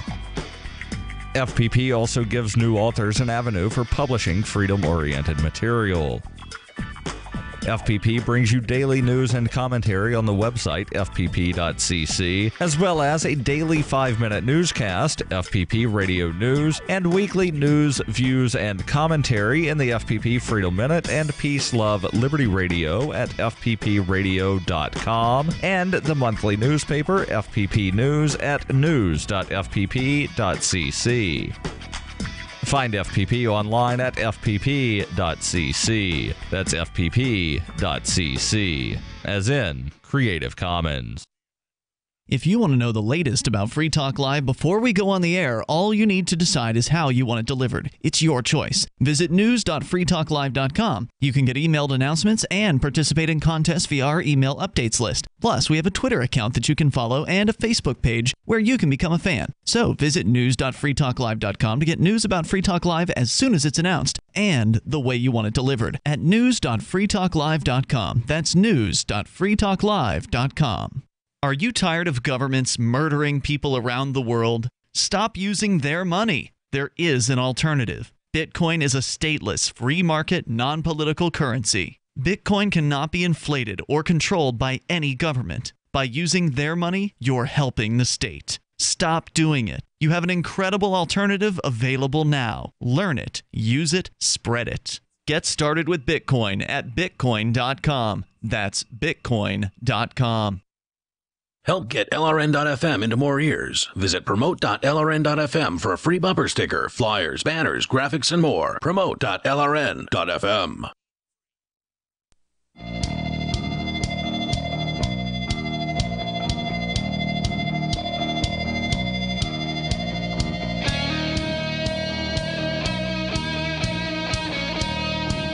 It's Free Talk Live. You dial toll free. Bring up anything that you want. Our number here is 855-450-FREE, like freedom. That's 855-450-3733. We've got Skype as well, and the Skype username here is LRN.FM. Joining you in the studio tonight, it's Ian, Melanie, and Mark. Coming up, we'll talk about Blockbuster Video. Yeah, it's apparently in the news again, even though they went out of business years ago as a corporation. But some stores are still open, according to a recent article by the Washington Post. We'll share some of that with you, plus some tweets that, Mark, you found the last Blockbuster on Twitter which I don't believe for a moment is an actual Blockbuster store. But it is a hilarious Twitter, and we'll share some of those with you coming up. You can dial in with us here if you want to talk about anachronisms like video stores. You can dial in toll-free at 855-450-FREE, like freedom, 855-450-3733. And if you want to help build a better financial system for everyone, you should join Dash. Dash is digital cash. It's a digital money platform designed to replace cash and help people manage their own wealth. It's fast, private, and easy. Fees are low and transactions are fast and can even be confirmed instantly. You can pay anyone, anywhere in the world, anytime, for pennies on the dollar. Dash is decentralized and run by users who earn rewards for helping run the network and make governance decisions. Anyone can invest in Dash and earn rewards for helping run the Dash network. So join Dash and help create a better financial system for everyone. Take back control over your financial future today. Find out more at dash.org. And there's a lot of momentum behind Dash right now, so learn more at dash.org. As we go to Mark, where did you come across this story about the Twitter, the last Blockbuster on Twitter? Are you familiar with Imgur, imgur.com? Yeah. Lots of memes up there. I found it there, and you know, I am an account holder, one of us, and you know, I just started scrolling through, thought it was interesting, and there it was. It's at Lone Blockbuster, at LONE Lone Blockbuster on Twitter. And you want to share a few? Sure, no problem. Tweets? I've got. We love your replies, but unfortunately, replies don't pay the rent. Just a reminder, VCR rentals will not fit through our quick drop box return slot, no matter how hard you kick them. Okay, thanks. It sounds like somebody who probably did work at a video store at some point. Yeah. We're watching Titanic, and the boobs part starts in like 15 minutes if you guys want to get down here. Yep. Here at Blockbuster, we have one motto. If the hot oil from our popcorn machine scalds you, you get 25% off of any candy purchase. Story from the Washington Post. We'll check back in with the Twitter here in moments. But yeah, this made me wonder, right? Like, is this really a Blockbuster store? It doesn't sound like it. It's too self-deprecating and funny to be a real company. But maybe it is. It claims it's in like an Oak Park shopping center, but it doesn't say where. Yeah. And if you look up Oak Park, the name of that shopping center, you just find stories about this Blockbuster account on Twitter. You don't find any kind of like identifying information that there actually is a store. This shopping center exists somewhere in Illinois, but there's no real evidence that, at least that I could see on a quick search, that the thing actually exists. But it made me wonder. Stealing our candy? Joke's on you. Most of that stuff's expired in 2008. But it did make me wonder, is there still such a thing left? And apparently there is, according to the Washington Post, in an article from this year. Now, it seems like it was maybe 5 years ago now that Blockbuster went out of business, 4 or 5 years ago, because there was one in Keene, New Hampshire, where we're doing this show from. It was actually right around the corner, 2 corners away from the studio, basically. And at the same time, the entire chain shut down. They shut that one down, too. So I thought, it's I have over. an account there, yeah. I had heard that the Blockbuster logo and the name was, like a lot of things that go bankrupt, auctioned off to the highest bidder. And that some video website or something, I forget what it was, but some site bought this brand, and I don't know what they're doing with it. Maybe they're selling DVDs over the internet or something like that. I haven't looked at that aspect of it, which is why I was surprised when I heard that there are still stores around. So from the Washington Post. Sometimes we get excited when cars pull into our lot, but it turns out it's just divorced parents passing along their children to each other. For families across the United States, this is from Samantha Schmidt at the Washington Post. Driving to the local Blockbuster Video was a Friday night ritual. You remember this growing up? Oh, yeah. Yes, absolutely. Yeah. The kids fought over which movies to rent. Parents had to pay off the late fees and all succumbed to the popcorn and candy buckets at the register. Blockbuster once operated 9,000 stores nationwide, bringing in $6 billion in annual revenue at its peak. Oh, yeah. In 1989, a monolith. A new Blockbuster was opening every 17 hours. But with that, I'd like to remind you, Netflix doesn't even have any stores. That's true. But the image of the blue and yellow ticket stub logo now merely evokes nostalgia and memories of a time before Netflix, before online streaming, and before some laptops eliminated DVD players altogether. After a long decline, the video rental business declared bankruptcy, and its new parent company, Dish Network, began closing all of the remaining retail locations in 2013. So, yeah, it was about 4 years ago when that happened. And, I know Blockbuster did get into the Netflix competition business for a while. I don't know if you remember that. Yeah, but they were sending out videos. And I thought, this was a smart move on their part to try to kind of stay relevant. And not smart enough, I guess. It wasn't enough to defeat Netflix, but it kind of. I actually was a member of it for a short time because they would actually let you return the movies to the Blockbuster, and you could actually get another movie from the Blockbuster if you wanted to. You didn't have to get it through the online. So it kind of had that convenience of you can actually look at the movies and just pick one off the shelf. But again, it's hard to pay the rent when you got Netflix eating your lunch with no overhead costs whatsoever. Basically, they got warehouses that send out DVDs, and that's it. They don't have any storefronts. Anyway, so Blockbuster was dead. Netflix had won, or so Americans thought. Well, it turns out at least 10 known Blockbuster stores across the country have managed to stay afloat in the digital age. However, the largest cluster of Blockbuster stores aren't on the mainland, but in Alaska, where dark, long winters and expensive Wi-Fi have helped maintain a core group of loyal customers. Interesting. Alan Payne, Blockbuster licensee owner, said in an interview with the Washington Post, quote, "A lot of them are still quite busy. If you went in there on a Friday night, you'd be shocked at the number of people," unquote. Payne owns 8 of the last surviving Blockbuster stores in the country, including 7 in Alaska and 1 in Texas, employing about 80 people total. He purchased his first Blockbuster franchises in the year 2000, just years before the industry as a whole began to decline. At one point, his Austin-based company, Border Entertainment, owned 41 stores across the country. So he sold a lot of them, too. Yeah. After the 2008 recession hit and after Netflix began to emerge as a major threat, Payne and his team of managers said, "Okay, well, we're only going to do this as long as it makes sense." Business indeed took a tremendous hit, and sales have been on a continual decline.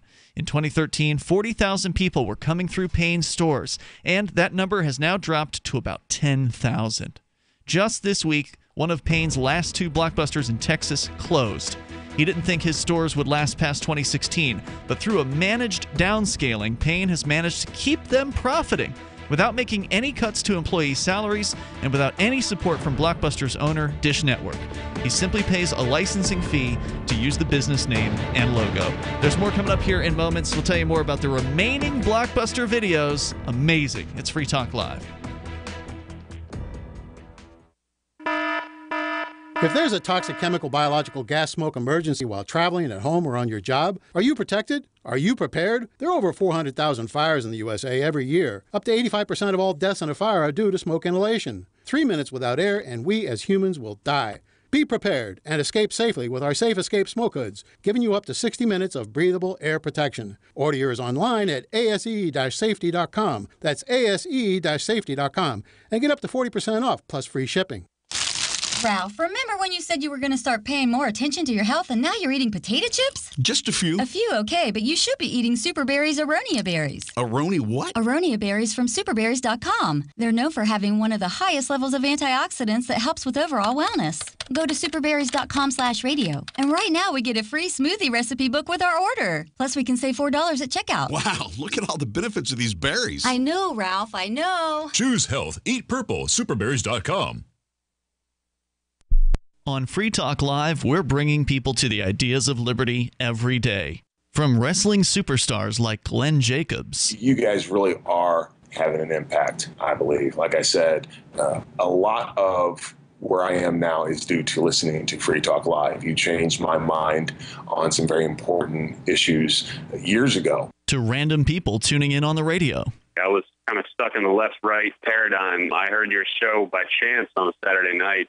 From there, I went on, joined the Free State Project, and become an amplifier. So, I mean, that's really the reason why I amp is because I know that if it wasn't for you guys being on as many stations as you are, I never would have found the ideas of liberty. Your amp will directly change more lives by getting Free Talk Live in front of people looking for talk radio online and on the air. When you amp Free Talk Live, you get perks like access to the AMP-only Facebook group and AMP podcast. Visit amp.freetalklive.com.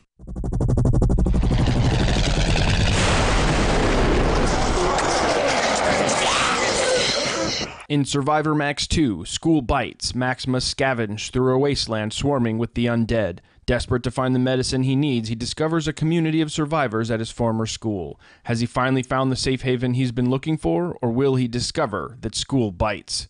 Look for Survivor Max on Facebook, read reviews on Amazon, and read Chapter 1 at survivormax.com. Here's a chance to do a little activism while you're cruising Facebook, Twitter, or Google+.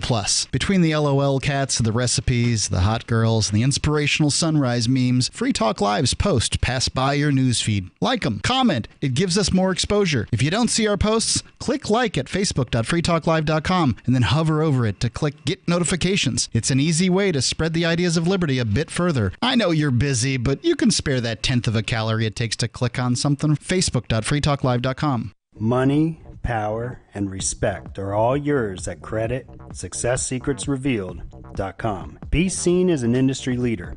You can do it. The last application you filled out when it was time to hit submit did your nerves spike. You didn't get the approval you seek, but there's a better way. We teach you exactly what to place into the right systems the right way the first time so you get approved. Get up to $100,000 in instant business credit. Many people will get cash on the spot.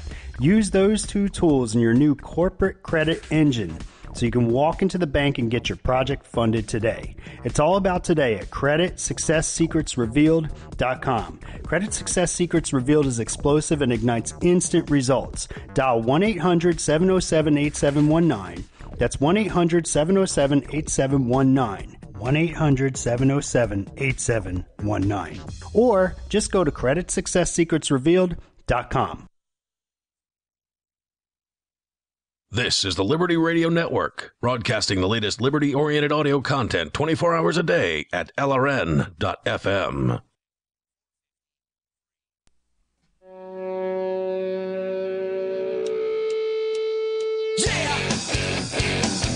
It's Free Talk Live. You can dial in toll-free, bring up anything you want. Our number here, 855-450-FREE, like freedom. That's 855-450-3733. We've got Skype as well. Skype username is LRN.FM.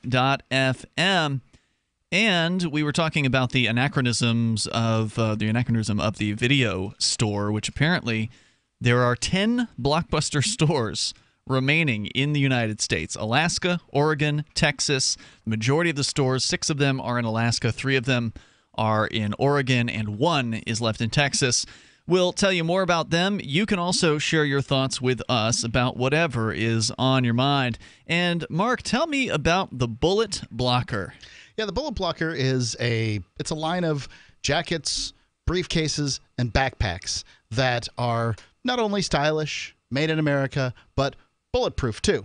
Go check them out at bulletblocker.com. It's a company that was created by a former Army Ranger and a firearms instructor with the goal of making backpacks for kids to protect them in case of school shootings, which is a laudable goal. But then it turns out everybody else wants these things too.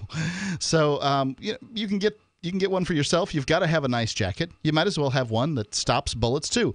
I've got one of these, and it doesn't look like it's bulletproof. It's not that bulky, sort of stiff look. It's really looks like a fall vest that you'd see somebody wearing. Yeah, it's really great. You can get something for the whole family. This isn't the kind of thing you get a second shot at, people. Bulletblocker.com. If the lives in your family are priceless, protect them at bulletblocker.com. All right, toll-free number 855-450-FREE, like freedom. More about the remaining Blockbuster video stores here in moments. But let's go to Dave in Ohio. And Mark, you've got some more tweets from the last Blockbuster. Hilarious tweets. On Twitter. Dave, go ahead.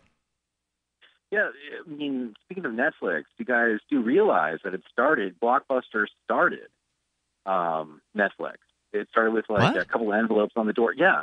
Like when you... Well, they started a service like Netflix. They didn't start Netflix. But it started with an envelope when people couldn't show up after certain hours. That's a true story. You're saying that people would leave their videos in an envelope at the Blockbuster? Yeah, that's how it started. Okay, I've never heard of that. I know they had I think you just slide it through the little slot. Yeah, they had the slot where you just threw stuff through a slot. You didn't need to put it in an envelope. Yeah, the difference was, Netflix had the advantage to go online, to basically, go on the internet and sell, right? They went. They had a stock. They have everything, and look where they are today, right? Yeah, I think the biggest advantage they had is they didn't have to pay, they didn't have to pay high school kids to mess up the alphabetical order thing. They didn't have to pay. They didn't have to pay for retail space. Yeah, the whole deal there. Right. Look where they are today. Right. Netflix, they're doing amazing.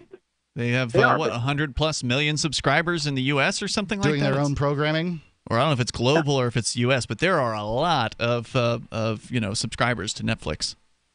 All right. So where did Blockbuster go wrong? Well, I would say the problem was that they were running a 20th century business in the 21st century. All right. DVDs. Is there anything on DVDs? VHS, all that kind of stuff. But everything went global. Everything went over the internet, and bam. Yep, I'd say you summed it up. Dave, thanks for the call tonight. Appreciate it. The toll-free number here is 855-450-FREE, like freedom. That's 855-450-3733. DVDs still are fairly prolific today. There are still a lot of people who have them and use them. We buy them at my house. We spend a certain amount of time, vacationing on our boat, which doesn't, we can't receive internet, or when we do receive internet, reliably. Yeah, it's through cell phone coverage, and they worry about your data and that kind of thing. So I can't stream movies there. But you bring the DVDs, you can watch them. Jack's got a little player that's like a 9-inch screen or something like that. It's a little tiny thing, but it's good enough. If he wants to watch some video, then he can watch it. Or at night we can all sit around after with the mosquito netting up and. I think we all know that old media like that, though, is on its way out. I mean, yeah, there's still some people who use DVDs. There's still, you can go to Walmart and buy them, for $5 or $10 or whatever. Yep. There's a range of prices in them. They still have the new ones delivered to Walmart. They're still releasing new releases. Of course, Blu-ray is still a very small portion of, I suspect, the physical media market. But most people, I think, can see the writing on the walls here is that digital delivery is more convenient. And I feel like, I'm still an anachronism because I'm on the old, disc version of Netflix, right? So there's the newer, you subscribe and you get everything over the internet version of Netflix. And then there's the older version of Netflix where you still get the DVDs or the Blu-rays. Why would you do that? See, every time every time this comes up, people just look at me as though, they're bewildered as to why do they even still have that? For people like me, I guess. I don't know what percentage of their business it is, but they still have it.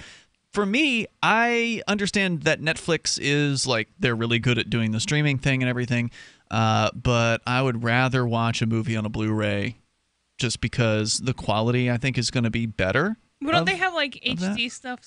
Yeah, they've got that's HD Amazon, streaming. I think, No, they do. They have HD streaming. That's what you're asking about. But the bit rate of the Blu-ray is going to be higher. You're going to get a higher video quality. For somebody like me, that I'm the kind of person who had a Laserdisc player in the 1990s, so I was always more interested in a better quality kind of movie presentation. And if you've got a disc, you're never going to have, unless the disc is scratched, you're never going to have a problem with buffering or dropouts because of Wi-Fi connection. You're always going to have that crisp look. Correct. For what you want. Yeah, you never. I think it's interesting your use of the writing on the wall. Many people talk about this as predicting the future, and that's kind of how you used it. But in this case, it's absolutely correct. So the writing on the wall is a Old Testament story where a disembodied hand comes in front and writes, right in front of King Belshazzar, "Mene, mene, tekel and farse," and it means you have been weighed and found wanting, and that's absolutely true about physical for media Blockbuster and physical media, right?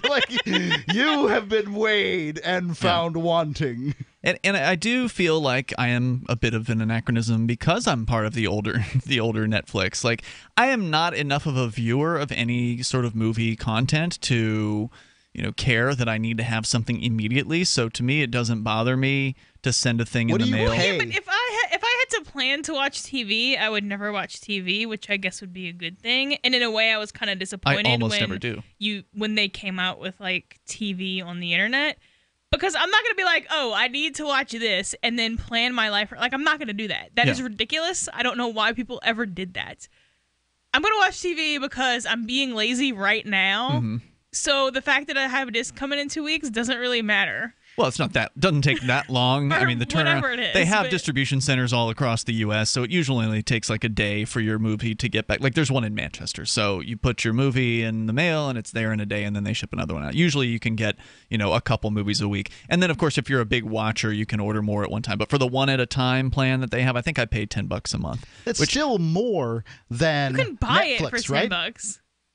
No, Netflix is like $10 a month, right? Okay, so $8.99. I don't $10, know. something I like don't that. have Netflix. I have Amazon Prime, which to me, why wouldn't you pay less, get a great selection of movies, and But is get it your as big of a products? selection as I don't Netflix? have any I idea. bet you it's not. But it's large enough that it's never been a problem for me. It keeps I can you busy. tell you that. Yeah, I see where you're coming from. So I gotta wonder why. I don't know. I'd have to go and actually look at my my Netflix email to tell you when the last movie was shipped to me, because I'll just normally just sit on it until I remember the fact that I have it, and then I want to watch it. So they love customers like me, where I pay per month and never use the service. They want a customer like you to go away. I mean, good Lord, you're what? No, still I'm paying them DVDs? for nothing. Well, Basically, they still have to store the DVDs, which means they have to have an air-conditioned warehouse. They have to pay for shipping. I've been sitting on one now for 8 months that I haven't watched. Okay, so you paid $80 for this movie. Yeah, I know. It's crazy. Just buy movies. They're like $5 at Walmart. That's what you should do. 855 450 free. We'll get back into Blockbuster here because there's still 10 of them left in the United States. 855 450 3733. You can bring up anything you want. It's Free Talk Live. Do you want to help build a better financial system for everyone? Join Dash. Dash is digital cash, a digital money platform designed to replace cash and help people manage their own wealth. It's fast and easy. Fees are low and transactions are confirmed instantly. Dash is decentralized, run by users who earn rewards for helping run the network and make governance decisions. Help people take control over their financial future today. Find out more at dash.org. When I get to about 3/4, when I get down to the bottom, a couple more scoops, it's time to place my order. Dinovite.com. Order a 90-day supply of Dinovite for your dog this week. We'll send you a bottle of NomoFlea free. NomoFlea flea spray kills fleas safely with no poison. Because it's a polypeptide protein molecule made from vegetable oil. Try NomoFlea. Free this week at Dinovite.com.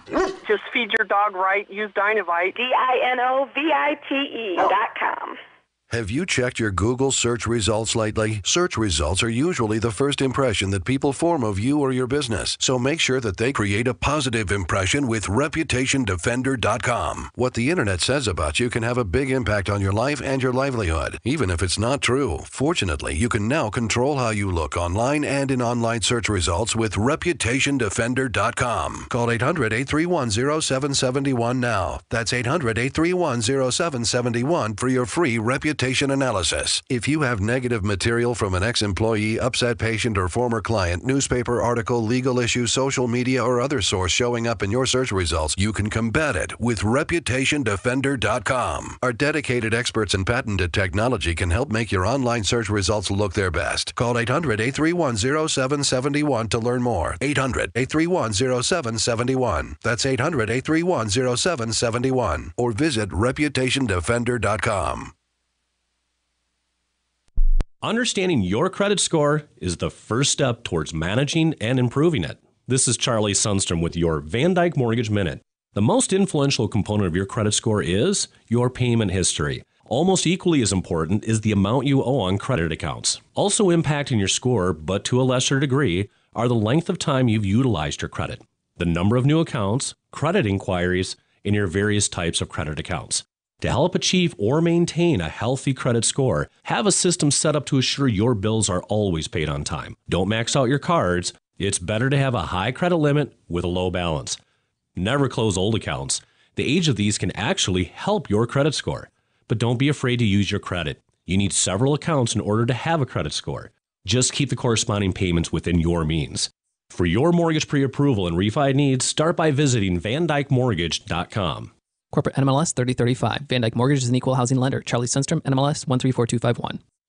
So you've heard all 3 hours of the latest episode of Free Talk Live, and you're still hungry for liberty-oriented audio content? Did you know that we have another 24/7 audio stream at LRN.FM? The Liberty Radio Network airs the latest episodes of some of the best liberty-oriented podcasts on the internet around the clock. In addition to recorded content, you'll also hear live shows like Free Talk Live, originating from our Keene, New Hampshire studio. So listen anytime at LRN.FM. That's LRN.FM.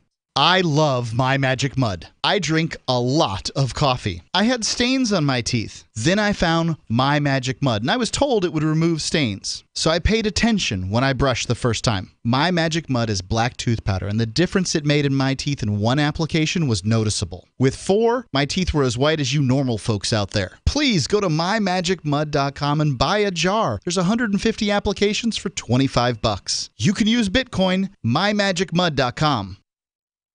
You can sign up to receive the latest about the Liberty Radio Network via our email updates at updates.lrn.fm. That's updates.lrn.fm.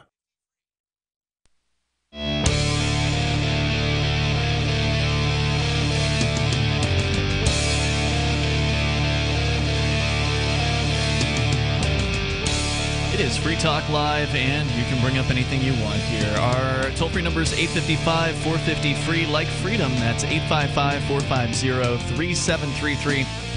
You guys are starting to convince me that maybe I should deactivate the Netflix account. You paid $80 for a movie. I just kind of like the idea that I could use it if I wanted to. You could drive to Walmart and drop $5 and get a Blu-ray.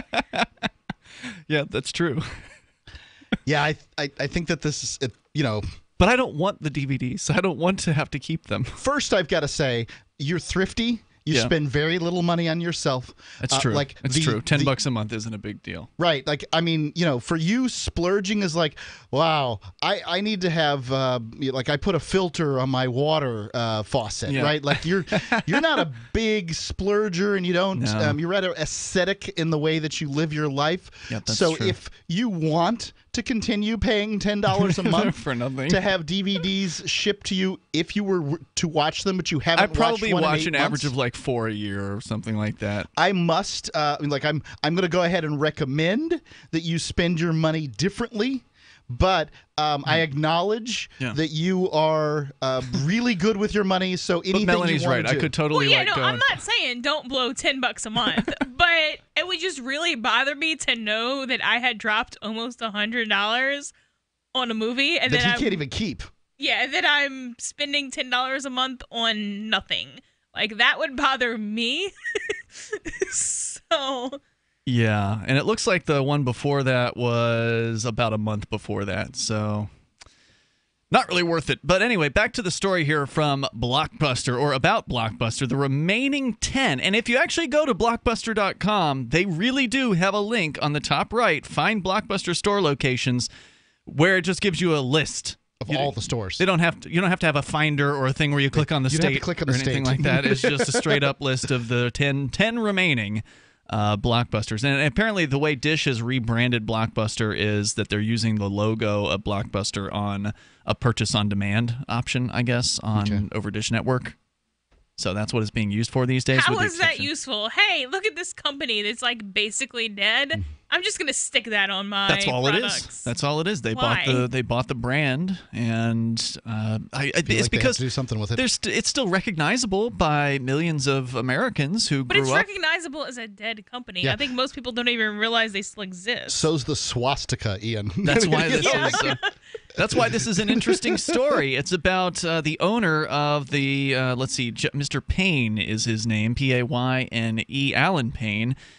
He owns 8 of the last 10 surviving Blockbuster stores, and he just closed one in Texas recently. But he has managed to keep them profitable by doing what he calls managed downscaling. He says he has not yet had to make any cuts to employee salaries, although that doesn't say he hasn't cut the employees themselves.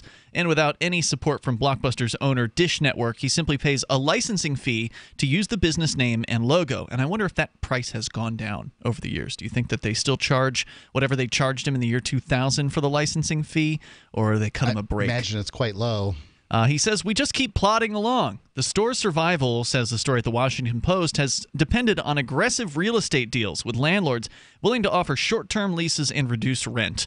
It has required running the business a lot differently than Blockbuster ever did, avoiding what Payne calls a contentious culture over late fees. Unlike the old Blockbuster, Payne's version never sends out invoices to customers for late fees. They are simply collected whenever they come into the store. But he's also refused to eliminate late fees entirely, like Blockbuster did, that a decision Payne calls the final nail in the coffin. Still, a great deal of the business's endurance has come from, and that's true, the whole we eliminated late fees thing really was like the last corporate.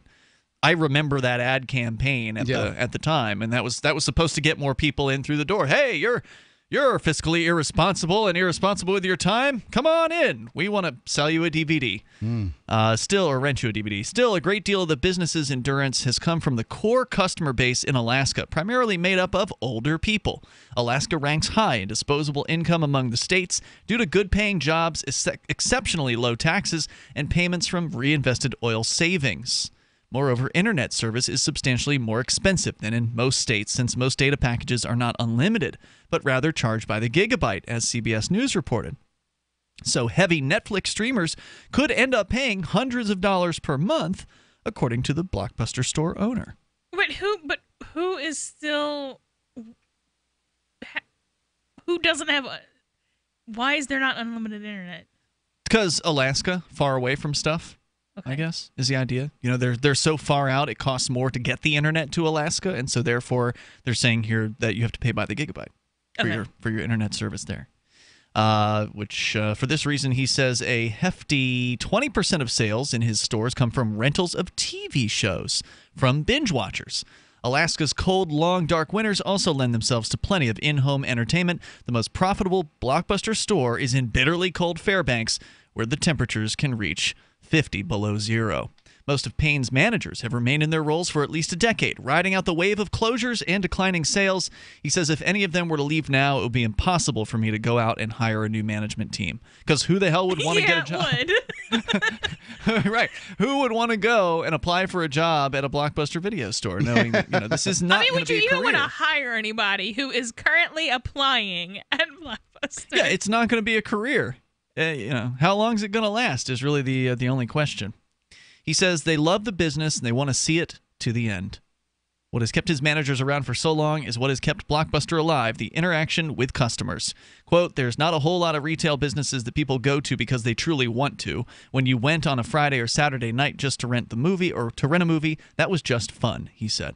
In fact, more than half of Blockbuster's revenue is generated during the 6-hour period on Friday nights. Isn't that amazing? That is amazing. Payne said that most of our people remember those days, and it's still fun to be there on a weekend. But it's probably drudgery being there any other time. When asked why people keep coming to the store, Kevin Daymood, the manager of the Blockbuster outlet in Anchorage, said, quote, easy customer service. Everyone likes to feel like they're special and that they can talk to someone face-to-face if they have a question, he said.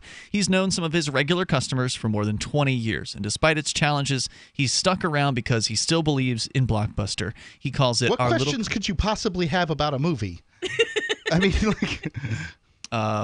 maybe you want to talk about the movie itself? Like what happens in the movie? That defeats the purpose of watching the movie. I don't know. You haven't got 2 hours? Get out of here. He calls Blockbuster our little company in the last frontier. Quote, when you go into the store, walk down the aisle, you're going to see all kinds of things you never thought of. There's something about finding a diamond in the rough on a shelf that's simply more gratifying than scrolling on a computer screen. I agree with that. That was, the reason why I liked their little, rent it here, turn it in there program where they would send you. Blockbuster had a sort of dual action thing where you could go into the store and you could get, a monthly certain number of DVDs and then either take them back or ship them in the mail. When you're standing there and looking with your eyes at shelves, it's a different experience. But it's not. I agree with that for physical products, but that's what we're talking about. And I understand that, yes, a DVD is made out of molecules, but a movie isn't really a physical. It's. But are you saying it's the same only experience? useful as data. But it's not the same experience scrolling through a list on a website as it is to walk around and look at things in real life. I guess I can't really judge that because the only time I went to Blockbuster, it was because I needed to rent a movie for my undergrad history So you needed class. something specific? I had like a list that we could watch and write a paper off of one of the movies on a list he gave us. Now, are you in your late 20s or early 30s? I'm 30. Okay. So you never went to the movie store before law school? When you were like with your parents or whatever? Undergrad? I remember going a couple times like as a young kid, but there's just something special, in my opinion, about taking something off the shelf and putting it back. I see how you might find a movie that you would not otherwise watch. Yeah. Or that you didn't remember was out. Maybe you'd heard about it months ago when it was out in the theaters, but you didn't write it down in your schedule book. Oh, this is the date when it's going to come out. But then you're there in the or the you store. could like say in front of your phone that you want to watch it, and later on it'll be in your Netflix suggestions. Yeah, I mean, I kind of. That might work better for us. Does that work for people out there? I don't know. The cover art might lead you to watch a movie you shouldn't have watched. But you it was would argue, awful. You could argue that the cover art would do the same thing because they show you covers on Netflix. But I just feel like you can take in. It's just a different experience when they're there in front of you. I don't browse movies that way. Basically, I come to movies through recommendations or it's coming out and I've seen enough trailers for it or whatever. It's gotten into my world and I'm interested in it. There's a little bit more here, not much, but you can share your thoughts. 855-450 free like freedom. The few remaining Blockbuster stores in existence. What about your area? Have the local video stores shut down? We lost the big one here in Keene, New Hampshire. After Blockbuster closed, it was like 2 years ago that the big local store also closed. More coming up. Free Talk Live. Have you wanted to get into Bitcoin mining but don't want to deal with the hassle and frustration of operating the mining hardware? Let pool.bitcoin.com handle it for you like I did. For an investment of as low as $129, you can have a lifetime mining contract and support the Bitcoin network. If you already have mining equipment, you're invited to join pool.bitcoin.com. It's the most profitable pool for miners, paying 120% of the block reward. That's pool.bitcoin.com. What's more profitable, running your business or doing bookkeeping? Doing your business, of course, but you want to keep your books so that you can maximize your tax savings, right? What if I told you that there's a person that's a bookkeeper, accountant, and law school graduate that's also a hardcore libertarian? My name is Melanie Johnson, and I hate the state. I will aggressively help you to minimize your tax exposure and maximize profits, all while staying within the law. Melanie's your best choice for your taxes and bookkeeping needs. Go to tax.freetalklive.com and check out our website, tax.freetalklive.com. Ross Ulbricht was convicted in early 2015 of running the infamous Silk Road Underground Market. The Silk Road was a gift to humanity and helped reduce the harms brought on by drug prohibition. For this good deed, Ross has been sentenced to life in prison with no possibility of parole. Now, an appeal is Ross's only chance, and he needs your support. Please visit freeross.org, where you can contribute via various methods, including Bitcoin. Visit freeross.org. That's freeross.org. LRN.FM is proud to announce our official listening apps for Android and iOS devices. Now you can easily tune into our streams anywhere, anytime on your smartphone or tablet. Just visit apps.lrn.fm or search for LRN.FM in the Android or Apple app stores. Please download, rate us 5 stars, then share the link on your social media and let your friends and family know how you're listening to LRN.FM. Download it now, free at apps.lrn.fm. You're listening to the live edition of Free Talk Live. Hour number 3 is next after the news here on the Liberty Radio Network at LRN.FM. From Keenan, Shire, the Liberty Media capital of the world, this is Daryl W. Perry, host of FPP Radio News for Monday, August 7th, 2017. Silver's trading at $16.17 per ounce. Gold is valued at $1,257 per ounce. Bitcoin is trading at 4.7 cents, and the average price of Bitcoin is $3,358.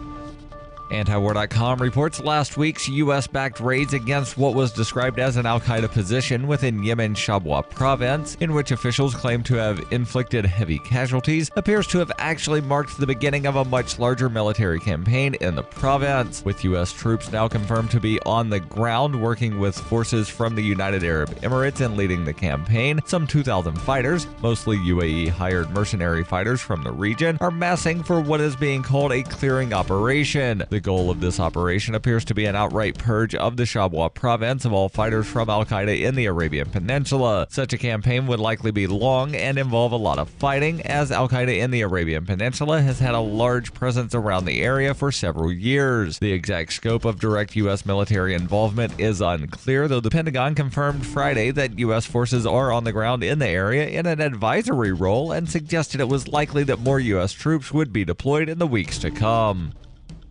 Are you an advocate for free market money? Do you promote Bitcoin as an alternative in a fiat-centric world? Then you need Spendabit in your arsenal, the search engine for things you can buy with Bitcoin. Spendabit aggregates millions of products from thousands of Bitcoin-enabled merchants. Keep your money in the free economy. Visit spendabit.co today. Bitcoin merchants, ask about our merchant suite to reach even more customers. Spendabit.co. UPI reports the manufacturer of a ride that malfunctioned at the Ohio State Fair and killed one teenager and injured several others said the mishap was due to corrosion. KMG International, a Dutch-based company that rents out rides to fairs around the world, said in a statement released Sunday that an internal investigation found that excessive corrosion on the interior of the gondola support beam dangerously reduced the beam's wall thickness over the years. This finally led to the catastrophic failure of the ride during operation. The ride, known commonly as Fireball, but officially coined a KMG Afterburner, had been operational for 18 years at the time of the deadly accident on July 26th. CNN reports that the Afterburner ride was inspected several times before it broke apart in mid-use. After the incident, Michael Vardarello, chief ride inspector for Ohio's Division of Amusement Ride Safety, said it's been looked at about 3 or 4 times over the course of 2 days. KMG International said they will collaborate with industry safety experts to develop an inspection protocol to prevent similar incidents in the future. For nearly 40 years, Roberts & Roberts Brokerage has been a trusted source for buying and selling precious metals like gold and silver. They also take Bitcoin for precious metal purchases and have permanently removed the minimum purchase amount for all orders paid in the digital currency. Call Roberts & Roberts today for knowledgeable advice on buying and selling precious metals and a forward-thinking approach to new technologies. 800-874-9760 or visit online at rrbi.co. Reuters reports Chicago Mayor Rahm Emanuel announced on Sunday that his city will sue the Trump administration on Monday over threats to withhold public safety grant money from so-called sanctuary cities, escalating a pushback against a federal immigration crackdown. The federal lawsuit comes less than 2 weeks after Attorney General Jeff Sessions announced the Department of Justice would bar cities from a certain grant program unless they allow immigration authorities unlimited access to local jails and provide 48 hours notice before releasing anyone wanted for immigration violations. Mayor Emanuel said at a news conference, Chicago will not let our police officers become political pawns in a debate. Chicago will not let our residents have their fundamental rights isolated and violated, and Chicago will never relinquish our status as a welcoming city. He added that the lawsuit would prevent the Trump administration from setting a precedent that could be used to target other sources of funding. Under Trump and Sessions, the federal government has sought to crack down on so-called sanctuary cities, which generally decline to use municipal resources to enforce federal immigration laws. Police and city officials in sanctuary cities have said deporting undocumented immigrants who are not accused of serious crimes harms public safety by discouraging immigrants from coming forward to report crimes. Chicago's lawsuit is the first to challenge the department over the burn program. California Attorney General Xavier Becerra is also considering a similar lawsuit, according to the Sacramento Bee. This has been FPP Radio News, online at fppradio.com.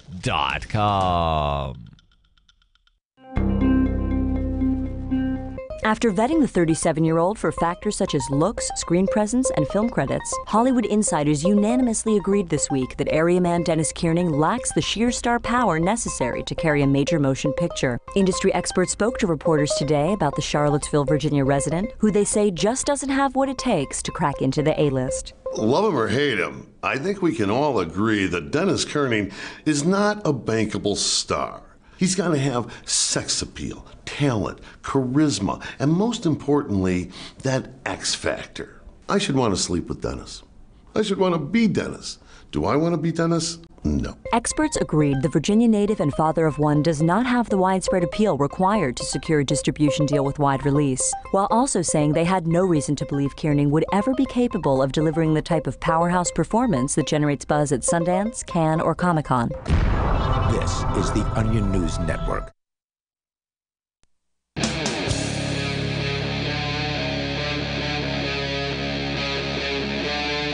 Free Talk Live.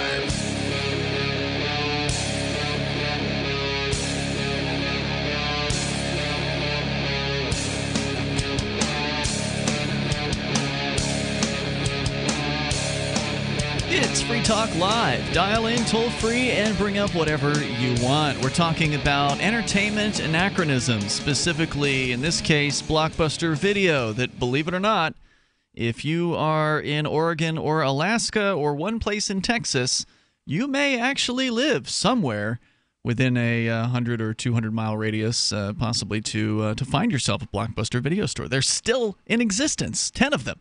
Across the United States. With you in the studio here tonight, it's Ian, Melanie, and Mark. And Mark, you had pulled up what is clearly a joke Twitter account about the last Blockbuster. It is at Lone Blockbuster, L-O-N-E, Lone Blockbuster. That is just some funny stuff. You want to share some of their tweets? Every time you throw out a VCR, it ends up in a landfill, and a raccoon eats the parts thinking it's food and dies. Just for your information. A couple of guys in hard hats just tape measured the front of our store. That can't be good, right? Our fire alarms are non-functional at this point, so if you see a fire, just yell fire. Yeah. Unlike with Netflix, your Blockbuster accounts are 100% safe, except for that time Darren was caught selling your credit card numbers. Sorry about that. It's good stuff. So we were sharing a story that was actually, believe it or not, written this year from the Washington Post about those few remaining Blockbusters, and almost all of them are run by one guy who at one time had as many as 40 Blockbuster stores in the United States. Most of them have obviously closed down at this point. In fact, they point out that Blockbuster even had 9,000 stores at its peak. Back in the late 1980s, in 1989, there was one store being opened, I think it was every 17 minutes, is what it said here. Jeez. Yeah, or excuse me, every 17 hours. Every 17 hours. So at least one store per day. Wow. Was opening up. Amazing. Just amazing, rise and fall of an industry.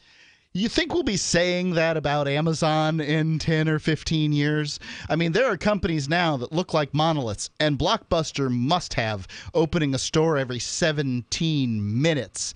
I don't think that people were really prepared to predict the demise of this retail behemoth at that time. But, I mean, and right now... You mean in 1989? Well, but the tech that would have overtaken it didn't exist at that time, and when it did start to exist, they didn't get on board. Right. I mean, they did, but they just didn't. They had all that overhead. Yeah, it was just too much to cover the costs of running those stores. Yeah, with but the they never employees. had a. Did they ever have a online streaming site? I don't think they did. Oh no online streaming. So right. Yeah. So that's. But they were losing the rental, the movie rental business too. Netflix already had that wrapped up by the time Blockbuster really got into it. Yeah, well, what I was saying that they did have was they had to ship the DVD in the mail thing, like Netflix did in the beginning, and I don't know when Blockbuster got into that to compete with Netflix, but it might have been a little bit late. It clearly wasn't soon enough. Netflix in the beginning didn't make any sense. Like, okay, order a DVD online, Why not? we'll mail it to you. It made a lot of sense. That's why because at the time you could drive down to the store and get it right now. But the reason why it made sense was because it was more convenient. because then they didn't have to drive down to the store. How on earth is that more convenient? It comes in your mailbox. You walk to the mailbox rather than having to get in the car and go down to the store. There's a reason why they became the most successful company. Yeah, because they went to online streaming. They got there because they made probably billions of dollars sending product through the mail. If they do it through the mail, if you do it through the mail, you get the ease of ordering online, and you put your movies in the queue, just like, I don't know if you remember, you didn't have this, right? So they have a queue of movies that you sort of build this list of movies you want to watch, and then when you finish the first one, they just send you the next one. And if you had more than, so like I do the 1 at a time plan, but you can do 3 at a time or 2 at a time or whatever. So you have more movies out than you could possibly watch. If you're like one of these movie watching people who's constantly watching movies, you can have one or more than one every single day, and then when you're done with one, you ship, because they all came individually. So if you had 3 at a time, it would come in 3 different packages or whatever, and then you have the return package. So I can't even pick what I'm going to watch. This just sounds horrible. Yes, no, and you I pick know what that you I'm watch. comparing it to No, the internet. you pick what you right, watch. But I can't say I want to watch this tomorrow if it's one of the 5 ones or whatever in my queue. I never did this either. I didn't like it. Mm-hmm. I didn't like the idea of picking ahead for what movies I wanted to see. I did do some of it, but I also had, at the same time, I had either a Blockbuster or Netflix, and I'm not sure which. I also went to the store. I think I had both. You had Blockbuster, you could go to the store, and you could order movies. So I had some things sent to me in the mail, but I also went to the store because I would want to see things spur of the moment. So I never really got that. Netflix, once it had the streaming capability, and then you got that instant gratification. Prepared for that. Now I don't think I've ever had a Netflix account because I have Amazon Prime, but it's basically the same thing. You know what? I was looking to see. Here it is. July 2017. Netflix has 103.95 million subscribers worldwide, including almost 52 million in the United States. So a good sixth of the population of the United States has an account with Netflix. And then another sixth has somebody else's login. That's probably true as well. Well, they let you have they let you share logins. There's a cap on how many users you can have. Okay. And different plans give you different amounts of users. Like I knew somebody who had 3, so you can have at least 3 on whatever plan they had. Yeah, so if you were willing to plan ahead and you knew the movies you wanted to see at some point, they just all come to you in a queue, and you could have as many movies as you wanted, and you never had to go back to the the movie store, no late fees. I hear you. So yeah, the store sounds, and I know that I'm comparing everything kind of to the internet because that's what there was pretty much when I was 18, but the store sounds better to me than ordering discs through the mail. Okay. Well, that's why there was that crossover period where some people were like, no, I'm still going to the store. And then the instant gratification of internet delivery solved that problem. Blockbuster hung on and then died. So Payne is the man who owns 8 of the 10 remaining Blockbuster stores in the United States. He says he accepts the reality that it's only a matter of time before he's forced to close his Blockbuster stores for good. And for some loyal customers, the closure of a Blockbuster store cuts deep. In Mission, Texas, Hector Zuniga's parents would rent movies for him twice, even 3 times a week, from their nearby Blockbuster. Hector, who is 20, is autistic and nonverbal. And though he has trouble communicating, he always has had a way of telling his family when he wanted to go to Blockbuster. He simply said Barney, according to his brother, Javier, who is 19. When his parents told him the Blockbuster in Mission, Texas would be closing, Hector was heartbroken and confused. Knowing how much that he loved the store and how accustomed he was to visiting it as a part of his routine, his parents came up with a solution. They decided to create a mini Blockbuster in their home. When they revealed the surprise this week, Hector began to smile, laugh, and clap. In their home, the parents had set up a display rack, complete with a Blockbuster sign, and stocked the shelves with movies that they purchased at the store's closing sale. Among the movies were all of Hector's favorites: Elmo, VeggieTales, Rugrats, and, of course, Barney. So there you go. You've got 10 more stores remaining and Hector's little mini Blockbuster in the back of his parents' house. It's funny. And that's all that's left of Blockbuster Video. Yeah. So you can share your thoughts with us here at 855-450 free like freedom. That's 855-450-3733. But it is interesting to, try to look into the future and think about, are we going to look back and be like, remember when we used to use Netflix? Well, what's going to come next? to replace internet delivery. I mean, I don't know. We're not going to be able to envision whatever that is, but it's probably going to be something. It stands to reason that we would have been able to sit here in 1998 and say, it's likely that there'll be a website that'll host your videos if you take them. Like, our phones are taking pictures or what, phones will take pictures. Like, we could have predicted You could have, yeah. But I sure didn't. Well, that's why people who come up with these ideas make billions of dollars, because they're the ones who can see the vision that we cannot. And good for them. And, kudos to them. And certainly plenty of people made plenty of money at Blockbuster for a long, long time. It's just Blockbuster made plenty of money. Those that held on to the bitter end, God bless them. And I do find myself wondering, how many other stores are left? Because I know that here in Keene, they're gone. There's no video rental stores here in Keene. You can buy them, though. There's video sales places. Yeah, video sales places. But nobody's doing rentals anymore. I remember there was a rental shop up by Rogers Campground. They're closed. So all the ones that I've sort of seen over the years living here in New Hampshire, they don't exist anymore. There's more coming up here. You can share your thoughts with us. Bring up what you want. And this is Free Talk Live. Warning. If you're drowning in debt you can't afford, do not let the credit card companies trick you into thinking that you have to pay it all back, because you don't. What the credit card companies don't want you to know is that there's actually a way to get debt-free without paying off your entire debt or going bankrupt. If you have $5,000 or more in credit card debt, you now have the right to let us settle that debt for a fraction of what you owe. For free information, call Credit Associates now. 1-800-957-9489. We'll even show you how much money you could save. If you can't afford to pay off all your debt, do not let the credit card companies trick you into thinking that you have to. Call Credit Associates now for free information on how to get debt-free faster than you ever thought possible without debt consolidation or bankruptcy. We depend on your success and offer a guarantee, so there's no risk. For free information, call now. 1-800-957-9489. That's 1-800-957-9489. 1-800-957-9489. Chances are you wouldn't mind having more energy, better digestion, or more comfortable joints and muscles, right? But if you've taken supplements before without much success, be aware that most supplementation fails to address the body's #1 antioxidant and detoxification system. Free radicals and toxins on a daily basis assault our bodies. Stopping the inflammation they create and to successfully detoxify requires great quantities of the body's primary antioxidant, glutathione. To successfully turn on whole body glutathione production and cleanse all 37.2 trillion cells requires large amounts of the peptide cysteine, which can only come from food, and a little help from our frequency encoding science. You cannot buy cysteine in a pill. Nature's richest source of cysteine is raw whey protein powder. One World Whey is the only frequency encoded, energetically enhanced raw whey derived from Amish-raised grass-fed cows. Try it and you just might like how much better you may feel. Please call 888-988-3325. That's 888-988-3325. Or visit oneworldwhey.com. That's oneworldwhey.com. The Free State Project has reached its goal of 20,000 liberty lovers who've pledged to move to New Hampshire and get active to achieve liberty in our lifetime. Perhaps you're trying to figure out what part of New Hampshire should be your destination.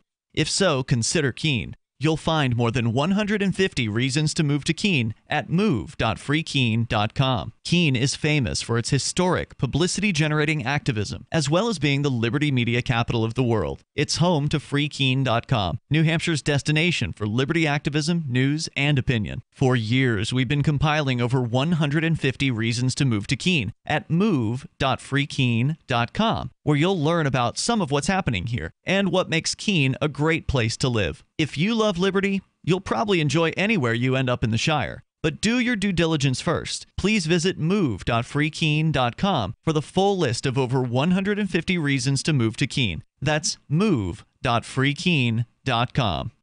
You may already know about the Free Talk Live audio-on-demand phone line at 641-793-9660. Did you know that not only can you listen to Free Talk Live via your phone, you can also leave a message and have it delivered to Free Talk Live's hosts? To leave us your thoughts, just dial 641-793-9660. That's 641-793-9660. Press 2 for Free Talk Live, and then hit 0 to leave your message. So you've signed the Shire Society Declaration and are planning your move to New Hampshire to be around more liberty-oriented people. Next, sign up for the Shire Society Forum at forum.shiresociety.com. There are a bunch of people there who are already in the Shire, and they want to meet you. If you're already in the Shire physically, you should also come by the forums. Remember, not everyone uses Facebook. New people are signing up for the Shire Society Forum every month, so drop in and say hello at forum.shiresociety.com.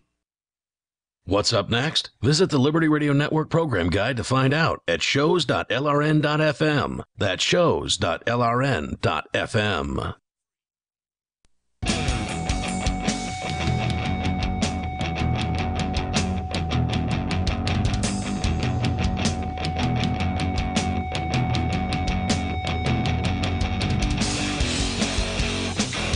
It's Free Talk Live. You dial toll-free, join us on the radio. Here our toll-free number is 855-450-FREE. Like freedom, that's 855-450-3733. Well, it's going to be a little ways before tax season is around the corner, but that doesn't mean it's too early to start your preparations and get your affairs and your information in order for the best possible tax filing in 2018. And Melanie actually does that stuff professionally. You trained as an accountant and also an attorney, but you're getting back into the tax game, so to speak, Melanie. You're planning on kind of really kicking butt at that next year, but you're looking for some customers right now. And listeners of ours who want to learn more and connect with you, possibly for bookkeeping help, and also what else do you offer to folks? So bookkeeping, kind of consulting for tax planning and stuff like that. Taxes, some people have quarterly stuff if they own a small business or have employees, which I guess would mean you owned a small business. Or no, not necessarily, because some people have like domestic employees. But yeah, that's basically it. The bookkeeping, taxes, tax preparation. And you can get in touch with Melanie by going to tax.freetalklive.com. That'll take you right to her website where you can connect with her and find out what all this costs. And I suspect it's reasonable. Do you know how you compare to other accountant types? So for bookkeeping, I'm, at least in the physical area, I'm pretty substantially less than most of the people around. Most of them are CPAs, though. You're talking about in this region, yeah, so but you're willing to help anybody anywhere in the United States, right? Right, but most of this can be done remotely. Mm-hmm. You'd have to have something really weird going on for it not to be able to be done remotely. Got it. Taxes are I try to keep that low. Just doing and filing taxes for folks. Gotcha. So head on over to tax.freetalklive.com. You can get in touch with Melanie there. She hates the state, and so she's the right person to bring on board because a lot of these accountants love the state. They know that the state trying to find new ways for you to pay more taxes. The reason that they exist. But Melanie would love to make the state disappear, and in the meantime, she knows that you've got to pay the darn taxes or else they might come after you. So you want to reduce your liability in that area as much as legally possible, and Melanie can help, right? Right. Tax.freetalklive.com. As we continue, you can bring up anything that you want. In fact, Melanie, you had wanted to talk about, since we're kind of done with the old media discussion for now, you had wanted to talk about just a tragic story about somebody who is a supposed U.S. citizen held in a immigration detention center, warehouse, holding zone for 3 years of the person's life? Yes, so he was a U.S. citizen. He was a U.S. citizen when he got arrested. Still is, right? Yes. Okay. It sounds to me, based on this story from NPR, that his felony triggered, because he had a drug felony, which is by federal law anything that you can get sentenced to a year or more. So most drug crimes triggered an immigration investigation. And he was coming back in from somewhere when this happened? No, he was in the States. Oh, okay. He never left. Okay. Because that's why because they didn't stop him at the border. He wasn't at an airport, and he had just been convicted or just got out. He hadn't just been convicted. Oh my God. He just got out of jail. So it sounds to me like that triggered ICE. I don't know that. They didn't say that. ICE isn't admitting that. Based on what I know about how it works, that's what it sounds like to me. So then they went and arrested him. He said he was a citizen. He continued saying he was a citizen for 3 years. They looked up the name of somebody who he told him who his father's name was. They looked up somebody who had a similar name to his father and found out that other person, unrelated, wasn't a citizen. Never looked into it further. He attached his father's naturalization documents. He did all this from inside prison or inside a detention center? Yes. So he had an attorney helping him with. So how the hell do you get immigration court? You don't get an attorney unless you happen to have one. I see. And he was like 20, so he had no money. Right. How do you get a hold of documents like that inside of a facility? That I don't know. That's not easy to do. You got to have somebody on the outside helping you with that. Yeah, so you don't get an attorney. He went before a judge, I guess, a couple of times during this 3 years. He's in deportation hearings. They eventually, one day, kind of just, and again, it looks like they found out they were wrong and tried to walk away from it. Kicked him out the back door. They released him with no explanation and... Good luck, bud. Yeah. So then he sued him because, just lost 3 years of his life. You can't do that. Trial court agreed with him and awarded him, it was like $80,000, something like that. That's it? Yeah, that's pretty low. Because, even just like your income, besides the tort of detaining you. Yeah, the lack of freedom. And you could work at a menial job. Near minimum wage job and make that kind of money. What about, what about your free time? What's that worth? Right. What would a judge say that his time was worth? Because I bet you it's, hundreds of thousands of dollars a year. Yeah, indeed. So then the trial court awarded him the money. Then apparently this was a federal district court, presumably? Was, yeah. I would guess. Yeah, okay, so federal district court. So the feds appealed it, and they reversed the ruling on the grounds that the statute of limitations had run while he was detained. The statute of limitations on being able to sue the federal government because they destroyed your life? They said that according to this appellate court's decision is that the statute of limitations on false imprisonment ran during the false imprisonment. Oh my gosh. Wouldn't they start that from the last day that he was Apparently imprisoned? Not. That's how it usually works. Right. Like if I go out and I kidnap somebody, and what was it, 3 years? 3 years. And I hold them for 3 years successfully. Sounds difficult. Then I'm not. It's been done. Private citizens have There's accomplished been this. Some amazing stories, and those ladies that the one guy had locked up in like Cleveland or something. Yeah, in and the neighbor house. just happened to swing the door open or whatever. Yeah, he heard him. he sees him like wagging out the door, and he comes on over and gets him out, and they put that guy away. Yeah. I mean, but he's not the state, though. Statute of limitations had obviously run out on that situation it had. From the first minute, but not the last. Right. Wow, it's interesting. The government has judged itself and found that it did nothing wrong. Wow. I love when it does that. And so the really interesting, there's a lot of really interesting things about this ridiculous ruling, but so false imprisonment is the claim. The claim isn't false imprisonment by a government agent. False imprisonment, it's the same claim whether you're falsely convicted or whether it's the guy in the attic. So the rules should be the same because it's the same tort. But it's not. They're enforcing it differently. It usually is. Or does this mean that now you can falsely imprison somebody and they're going to judge it from day one? No, you're still going to go to jail because criminal liability is different. All right, well, let's continue here in moments. 855, 450, free like freedom. This is Free Talk Live.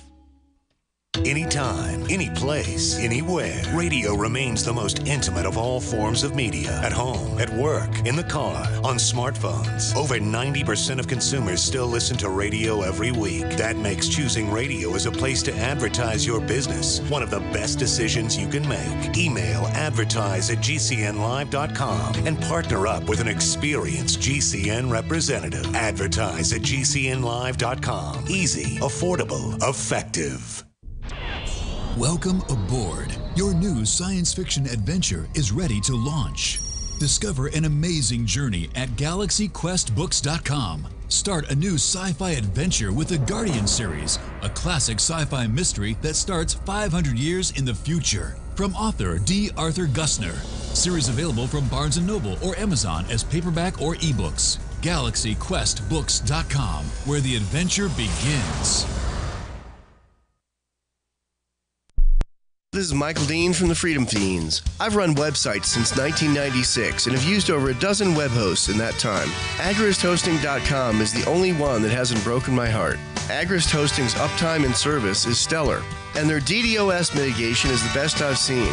That's important because if you tell the truth in this world, you'll ruffle feathers. And some people will try dirty tricks to silence your voice. No matter what the haters hit us with, Agrist Hosting keeps our websites online. If you have a mission-critical commercial presence or a world-changing activism site, you cannot tolerate any skullduggery. So go with agristhosting.com. Have a WordPress or blog site, but you're not satisfied with performance or uptime? Or just want raw hosting? Want to pay with Bitcoin? Agrist Hosting specializes in high-performance hosting with personalized service. Go to agristhosting.com and click on the button that says Get Hosted. That's agristhosting.com.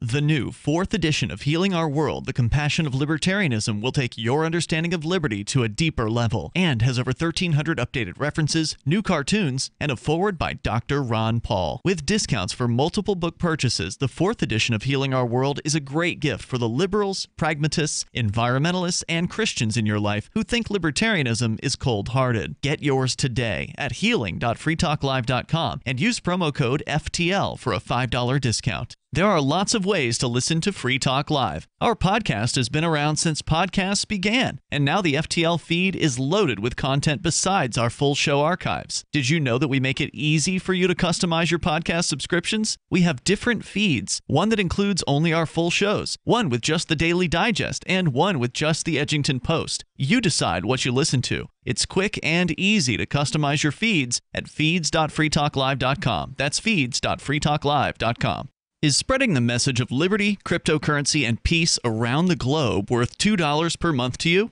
As you may already know, in addition to our internet feed, LRN.FM broadcasts on free-to-air satellite across North and Central America, as well as Sub-Saharan Africa. And we've been available on satellite for free 24/7 since 2010.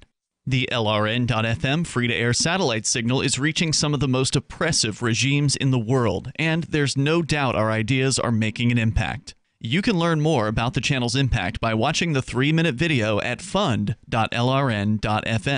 If you'd like to help free minds globally with our ideas of liberty, cryptocurrency, and peace, you can donate as little as $2 per month via fund.lrn.fm. You can help us continue and expand our satellite broadcast to multiple continents. Visit fund.lrn.fm today, and thank you for your help. Don't forget to share the link on social media. That's fund.lrn.fm.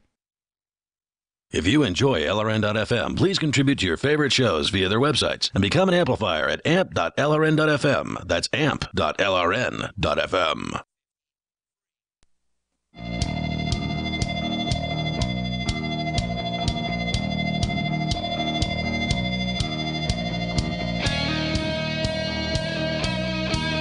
It's Free Talk Live, and you can bring up whatever you want. Our toll-free number here is 855-450-FREE, like freedom. That's 855-450-3733. Well, imagine being just snatched up out of your productive life one day by immigrations and customs enforcement, and then being told that they don't believe you're a legal citizen, and they're going to keep you in this here detention center until 3 years from today. You'd think that if you provided them with paperwork upon paperwork proving that you're a citizen, that might make a difference, right? Like they might let you out or, do something about it. But they did 3 years later. Yeah.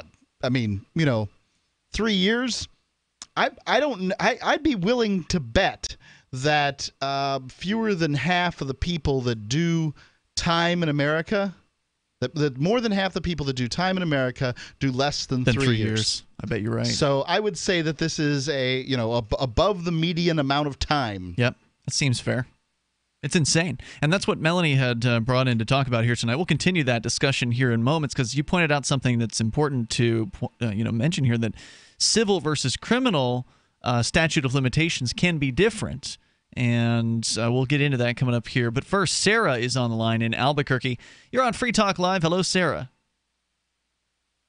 Sarah. Yeah, so I called in those mailboxes to Arizona, Phoenix, Arizona. It's called Consumer Affairs. And I told them how when you stand there to check your mail, the cars are going by you. And if they're texting, talking on cell phone, they could hit you. Okay, you're talking about the... I'm sorry, I had to kind of refresh my mind of what you were referring to, and I was able to recollect that you're calling about an issue that you consider to be very important, and that is that people who are standing in front of the blue boxes. So the U.S. Postal Service has blue boxes that they put out in various different locations. Some of them are on the sides of roads. And the idea is that a person in a car can drive up with their driver's side window and they can drop their mail into the slot and then just drive along, and they don't have to actually get out of their car. And you're saying that if you stand there as not a person who's in a car, but just a person just standing there, that is a risky thing, and you're concerned about that? No, I was talking about these mailboxes where people get their mail living in apartment complexes. Oh, okay. I'm sorry. All right. So you're saying that in apartment complexes, the mailbox areas are placed in dangerous locations where people could get hit? Right, and I called them. What they have told me is they want to make it accessible to the handicapped. So the whole deal was the wheelchair people can roll up to be able to check their mail. So what you're saying is, so you don't care about people in wheelchairs? You want to make sure that nobody can, nobody who's crippled can get their mail? Hey, what are you saying? What good here? is it going to be if we're all crippled because the mailboxes are too close to the road? What are you saying here, Sarah? What do you want to see happen? Well, that's what they told me. I said, but the handicapped people stand there, and the cars, or it's right in the driveway, and the cars could roll. If they don't see them at night or early in the morning, or they're drunk, don't you think they could get hit? That was they'd bounce around like a cue ball, wouldn't they? Well, I can tell you, if you are drunk and you're out in an area where there's traffic, certainly bad things can happen. But I don't think that we need to sculpt whatever the rules of society or the construction projects of the world of apartment building complexes to, make sure that we're really concerned about what the drunk denizens of that apartment complex will do. I've never been drunk and been like, it's 2 a.m. I need to go check my mail. No, I'm not talking about. I'm talking about the drivers. The person that's checking the mail and the wheelchair, they're not going to be moving. But I'm saying, I thought you were saying that the wheelchair guy would be drunk.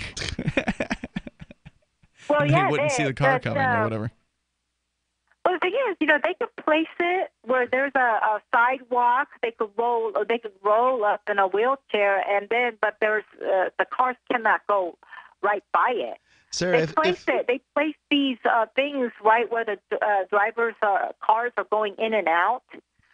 Sarah, she is so concerned about this. If you called the Consumer Protection Agency and they wouldn't do anything about it, wait, who did you call? What are we going to do? Wait, who did you call? The Arizona Consumer Affairs. Okay. I turned it in. Arizona. Don't you live in New Mexico?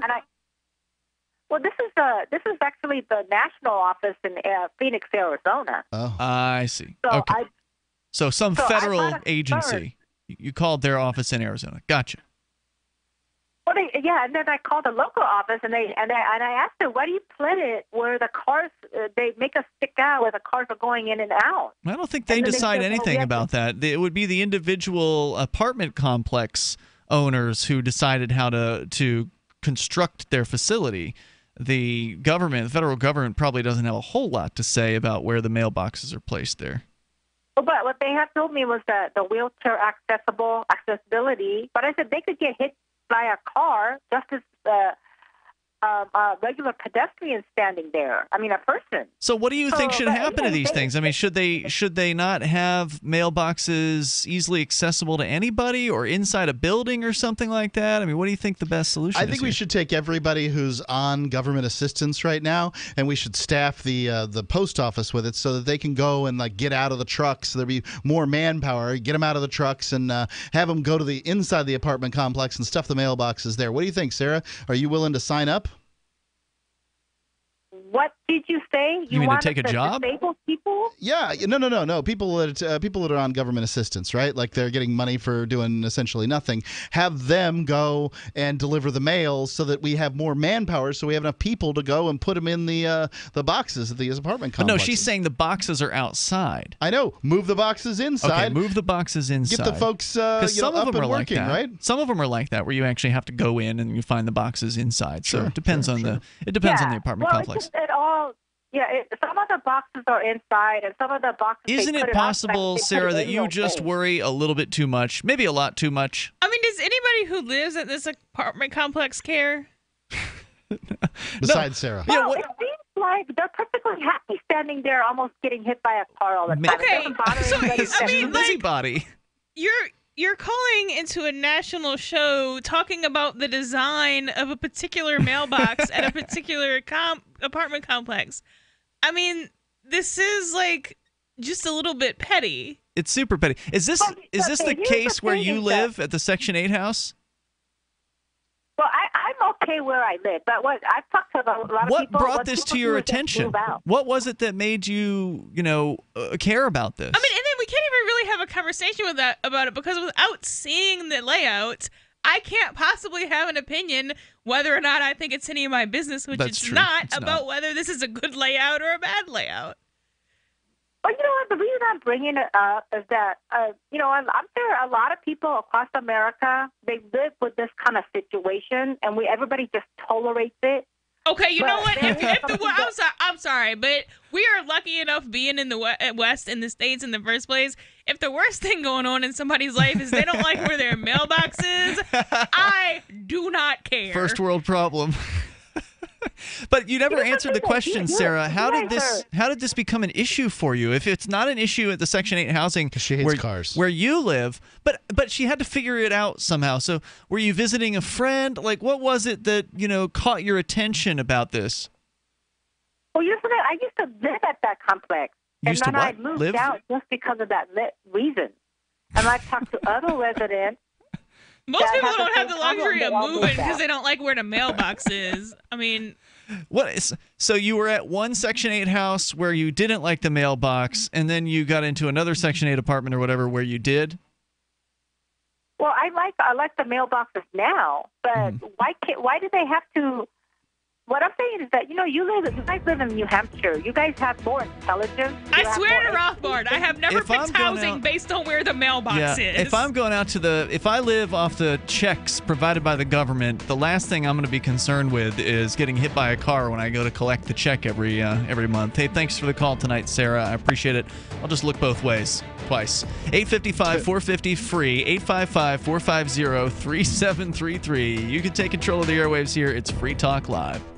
For P150, P150GA, P150NY, P150OK, P150TN, C250A, C250E, C250Q. Not available in all states. If New York or Colorado, call for a similar offer. What's the scariest thing about going to the dentist? Opening your mouth or opening your wallet? Because just a simple cleaning can cost $100, and things like root canals can cost you hundreds more. If you don't have dental insurance to help, call Physicians Mutual Insurance Company, 1-800-972-1059.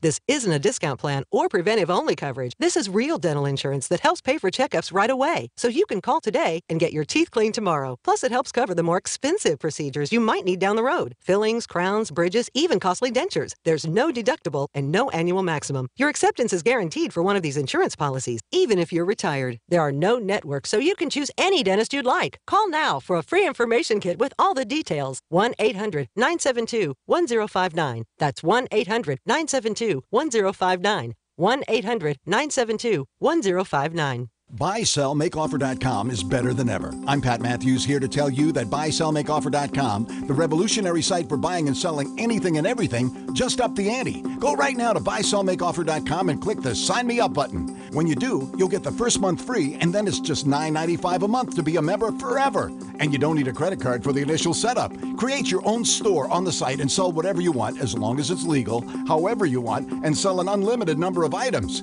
Create your own intro video to describe what your store is all about. Use Skype to see who you're buying from or selling to. Sell unused household items, as well as antiques, cars, televisions, collectibles, real estate. The possibilities are unlimited. Use social networks to promote your store right from our site. Remember, there are never any fees no matter how much you sell. Become a member today. I'm a member. Get all your friends to sign up too. This could become a great business for you. Sell whatever you want for the first 30 days free at BuySellMakeOffer.com.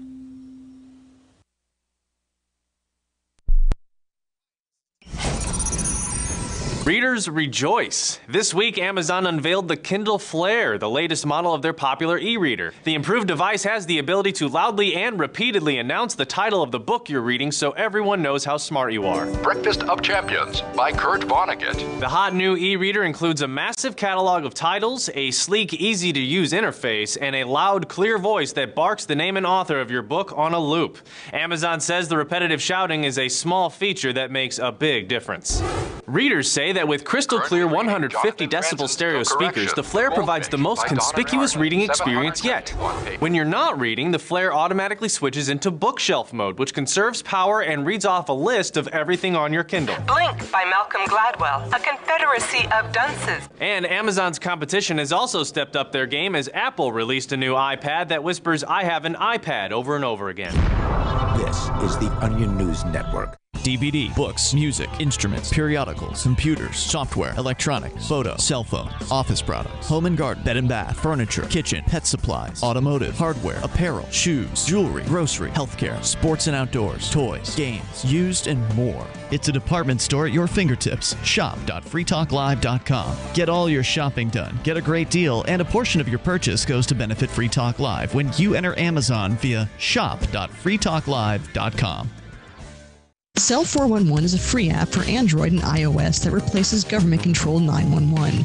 Cell 411 allows you to preset a group of friends or private organizations to show up at any emergency. Cell 411 is a nightmare for the state because it proves their so-called services aren't needed. Cell 411 has had thousands of installs, and of course it's covered by the BIPCOT no government license. Cell 411 because your friends won't shoot you when you're in trouble. Without the government, who would build the emergency services? You and Cell 411. Get it today at getcell411.com.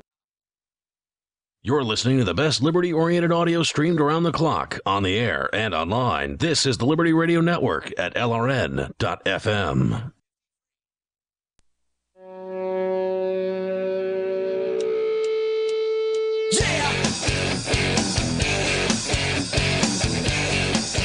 This is Free Talk Live.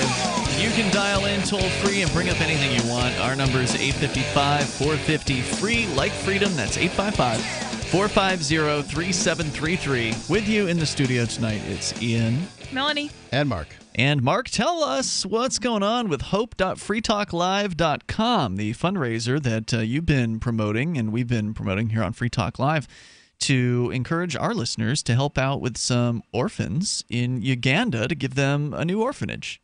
Well, I got some pictures today of the progress that has happened over the last 2 days. They are building the walls quite well there for the second story. They're about I guess they've got 2 sides worth of walls that they're nearly complete, and that will complete the second story once they're done. I mean, they're on their way to being done with the second story, and once that's done, then we'll put the roof up and that sort of thing. It's going along well. Now, is the electrical in already, or does that come after the roof? Some of the electric is in. Okay. So the conduit's in, all the wire isn't run. Gotcha. But yeah, we're getting ready to do our next phase. The phase is $3,000. I still have a gap in there. I got to raise about $600, I believe. So hold on. So you got to raise $600, which means with our double matching offers from Jax.io and GetSell411.com, you need to raise $1,800. No.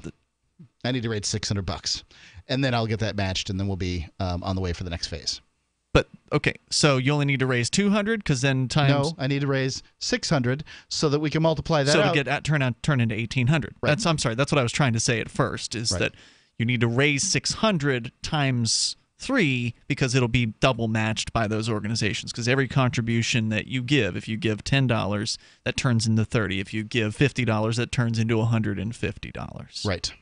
Got it. So, yeah, if you want to give, go check it out at hope.freetalklive.com. There's We've got some pictures there and that sort of thing.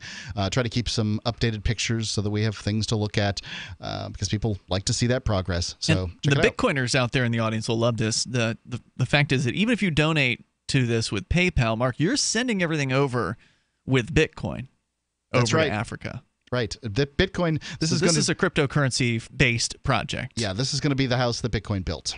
That's amazing. Right. And it's going to hold, what, 40-plus orphans? Yep. Right now they're sleeping in a room with no power. Do you know? Is it? Yes. Okay. Got it. I don't have any explanation on that. I couldn't. You probably don't have enough money to have separate, places for different genders. I don't get the like impression that. it's a big deal. Yeah. So check it out at hope.freetalklive.com, and you can bring up whatever's on your mind here. We were just a couple segments ago, we were getting into this story, Melanie, that you had to share with us tonight about a man who was put into a detention center, an immigration customs enforcement detention center, held there against his will for 3 years of his life until he was finally let go after he was, I guess, able to satisfactorily prove to these bureaucrats that he shouldn't be held there. They cut him loose. He then filed a lawsuit against ICE, against the federal government, saying, I never should have been in this facility. You stole 3 years of my life from me. I'd like some compensation, please. You said that the district court level ruled in his favor, granting him like an $80,000 payout, which is chump change for 3 years of a stolen life. But regardless, they did rule in his favor. Then at the Court of Appeals, they reversed the decision. Right. So, and usually, so a false imprisonment claim, first of all, it's an ongoing offense. So, well, I guess that's another issue. So if I commit a tort that takes 5 years, the statute of limitations doesn't even begin to run until I'm finished. So if I lock you in my basement for 3 years, it doesn't even begin to run until you get out. And you're talking about the criminal aspect. No, that's civil. Because I thought you were saying that in this case it's civil because he sued in civil court over this. It's civil because he's suing them. They're not arresting the ICE agents. Right. But so if I did it, you could sue me and also I'm going to jail. Right. The ICE agents aren't going to jail. And even if they were, that's not a suit he brings. That's a suit that either the AG or some other prosecutor brings. But you're saying that even in the civil case, the statute of limitations runs from the final day of the imprisonment? Because the court ruled differently, right? Didn't the court ruled differently in this case for reasons because they can. So, so is it only the federal government that has the exemption from? Because what they were saying, the court. This is an entirely whole cloth exemption. This isn't even we're the government, we do what we want exemption. So false imprisonment typically is brought up against state agents, but it's not a state agent specific tort. Right. So if people who get falsely convicted, they've been in jail for 20, 30, 40 years, they get claims. Statute of limitations 1 year long in most cases. It can be up to 3. Mm-hmm. So yeah, that's not how we do things. That's not how they've ever done things. Which is why this was a surprising decision from the appeals court that said, from what you told us before, my understanding was the appeals court reversed the decision, said, no, sorry, bud, the statute of limitations ran out while you were being held illegally against your will. They said that the statute of limitations ran out during the tort, which makes no sense. So then it's a continuous...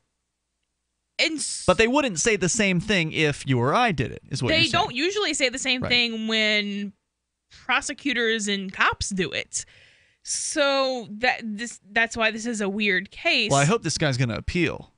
He needs to appeal it to the Supreme Court. Interestingly, I think the Supreme Court might be, and this is speculation on my part, might be more likely to take it because this is a procedural, this is a procedural issue. Mm-hmm. So that's kind of their function. The Supreme Court's function is not to hear cases about abortion and gay marriage and get in the news. That's not really their function. Mm-hmm.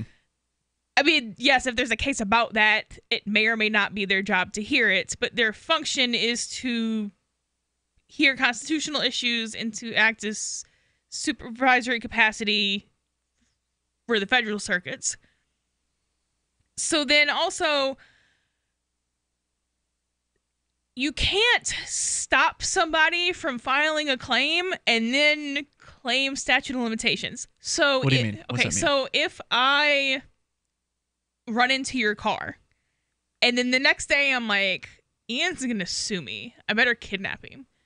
And so I kidnap you and which prevented me from filing the lawsuit. So I kidnap you the next day and hold you for a year and 1 day, or a year, because wouldn't they be able to argue that he could have filed a claim while he was in the detention center? Like, hey, you're holding me against my will? You can't usually file a civil claim in a federal circuit court at a immigration court. Like, I can't walk into Keene District Court and say I would like to file a suit against the city of New Orleans, because you're in the wrong court. Gotcha. So, and they were since he holding didn't him have at an the detention attorney, center. and he didn't have an attorney at the detention center, so therefore he couldn't necessarily instruct his attorney to go file in a federal court.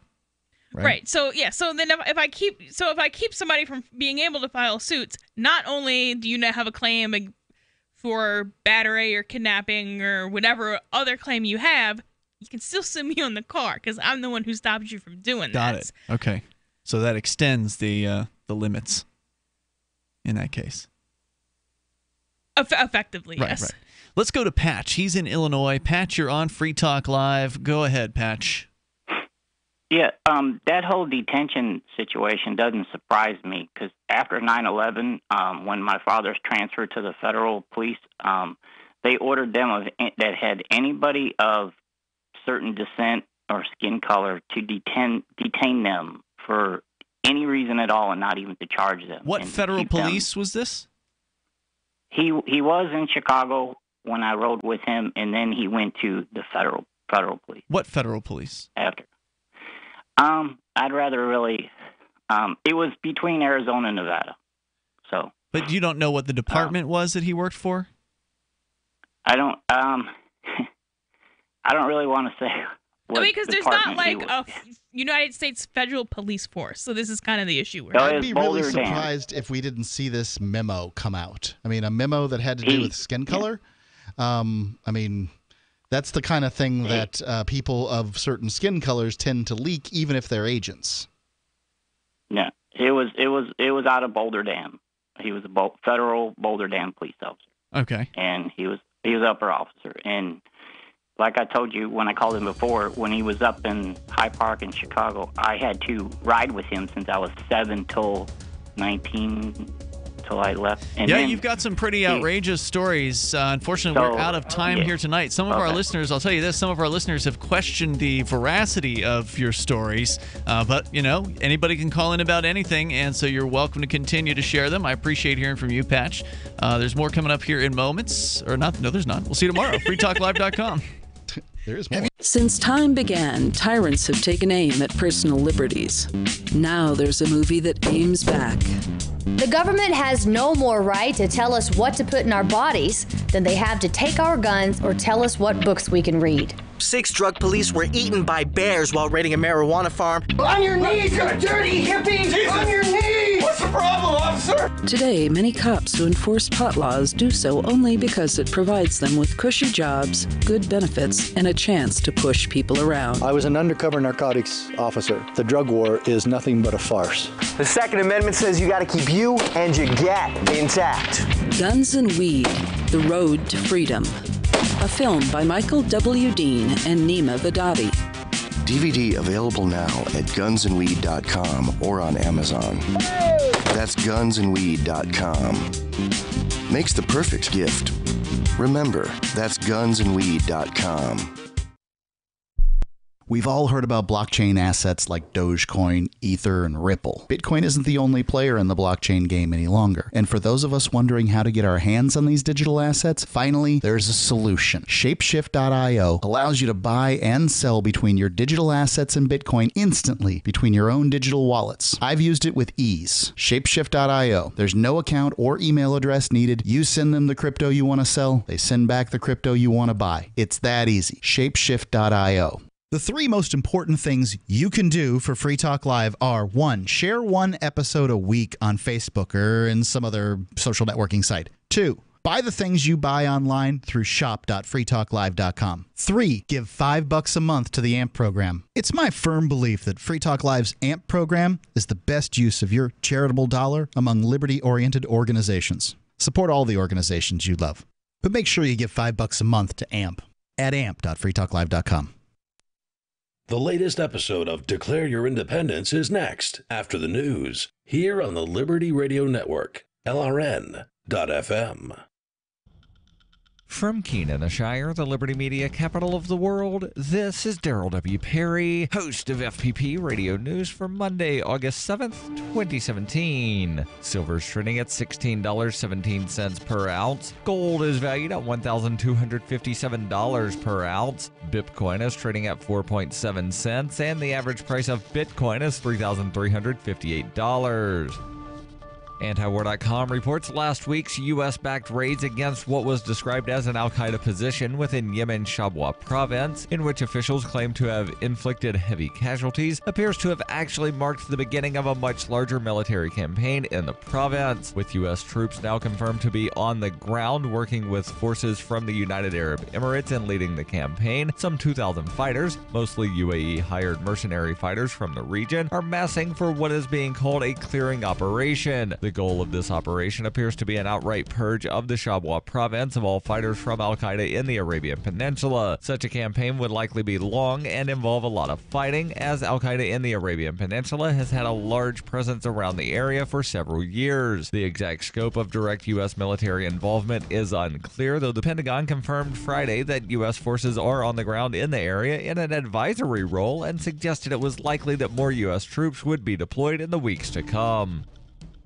Are you an advocate for free market money? Do you promote Bitcoin as an alternative in a fiat-centric world? Then you need Spendabit in your arsenal, the search engine for things you can buy with Bitcoin. Spendabit aggregates millions of products from thousands of Bitcoin-enabled merchants. Keep your money in the free economy. Visit spendabit.co today. Bitcoin merchants, ask about our merchant suite to reach even more customers. Spendabit.co. UPI reports the manufacturer of a ride that malfunctioned at the Ohio State Fair and killed one teenager and injured several others said the mishap was due to corrosion. KMG International, a Dutch-based company that rents out rides to fairs around the world, said in a statement released Sunday that an internal investigation found that excessive corrosion on the interior of the gondola support beam dangerously reduced the beam's wall thickness over the years. This finally led to the catastrophic failure of the ride during operation. The ride, known commonly as Fireball, but officially coined a KMG Afterburner, had been operational for 18 years at the time of the deadly accident on July 26th. CNN reports that the Afterburner ride was inspected several times before it broke apart in mid-use. After the incident, Michael Vardarello, chief ride inspector for Ohio's Division of Amusement Ride Safety, said it's been looked at about 3 or 4 times over the course of 2 days. KMG International said they will collaborate with industry safety experts to develop an inspection protocol to prevent similar incidents in the future. For nearly 40 years, Roberts & Roberts Brokerage has been a trusted source for buying and selling precious metals like gold and silver. They also take Bitcoin for precious metal purchases and have permanently removed the minimum purchase amount for all orders paid in the digital currency. Call Roberts & Roberts today for knowledgeable advice on buying and selling precious metals and a forward-thinking approach to new technologies. 800-874-9760 or visit online at rrbi.co.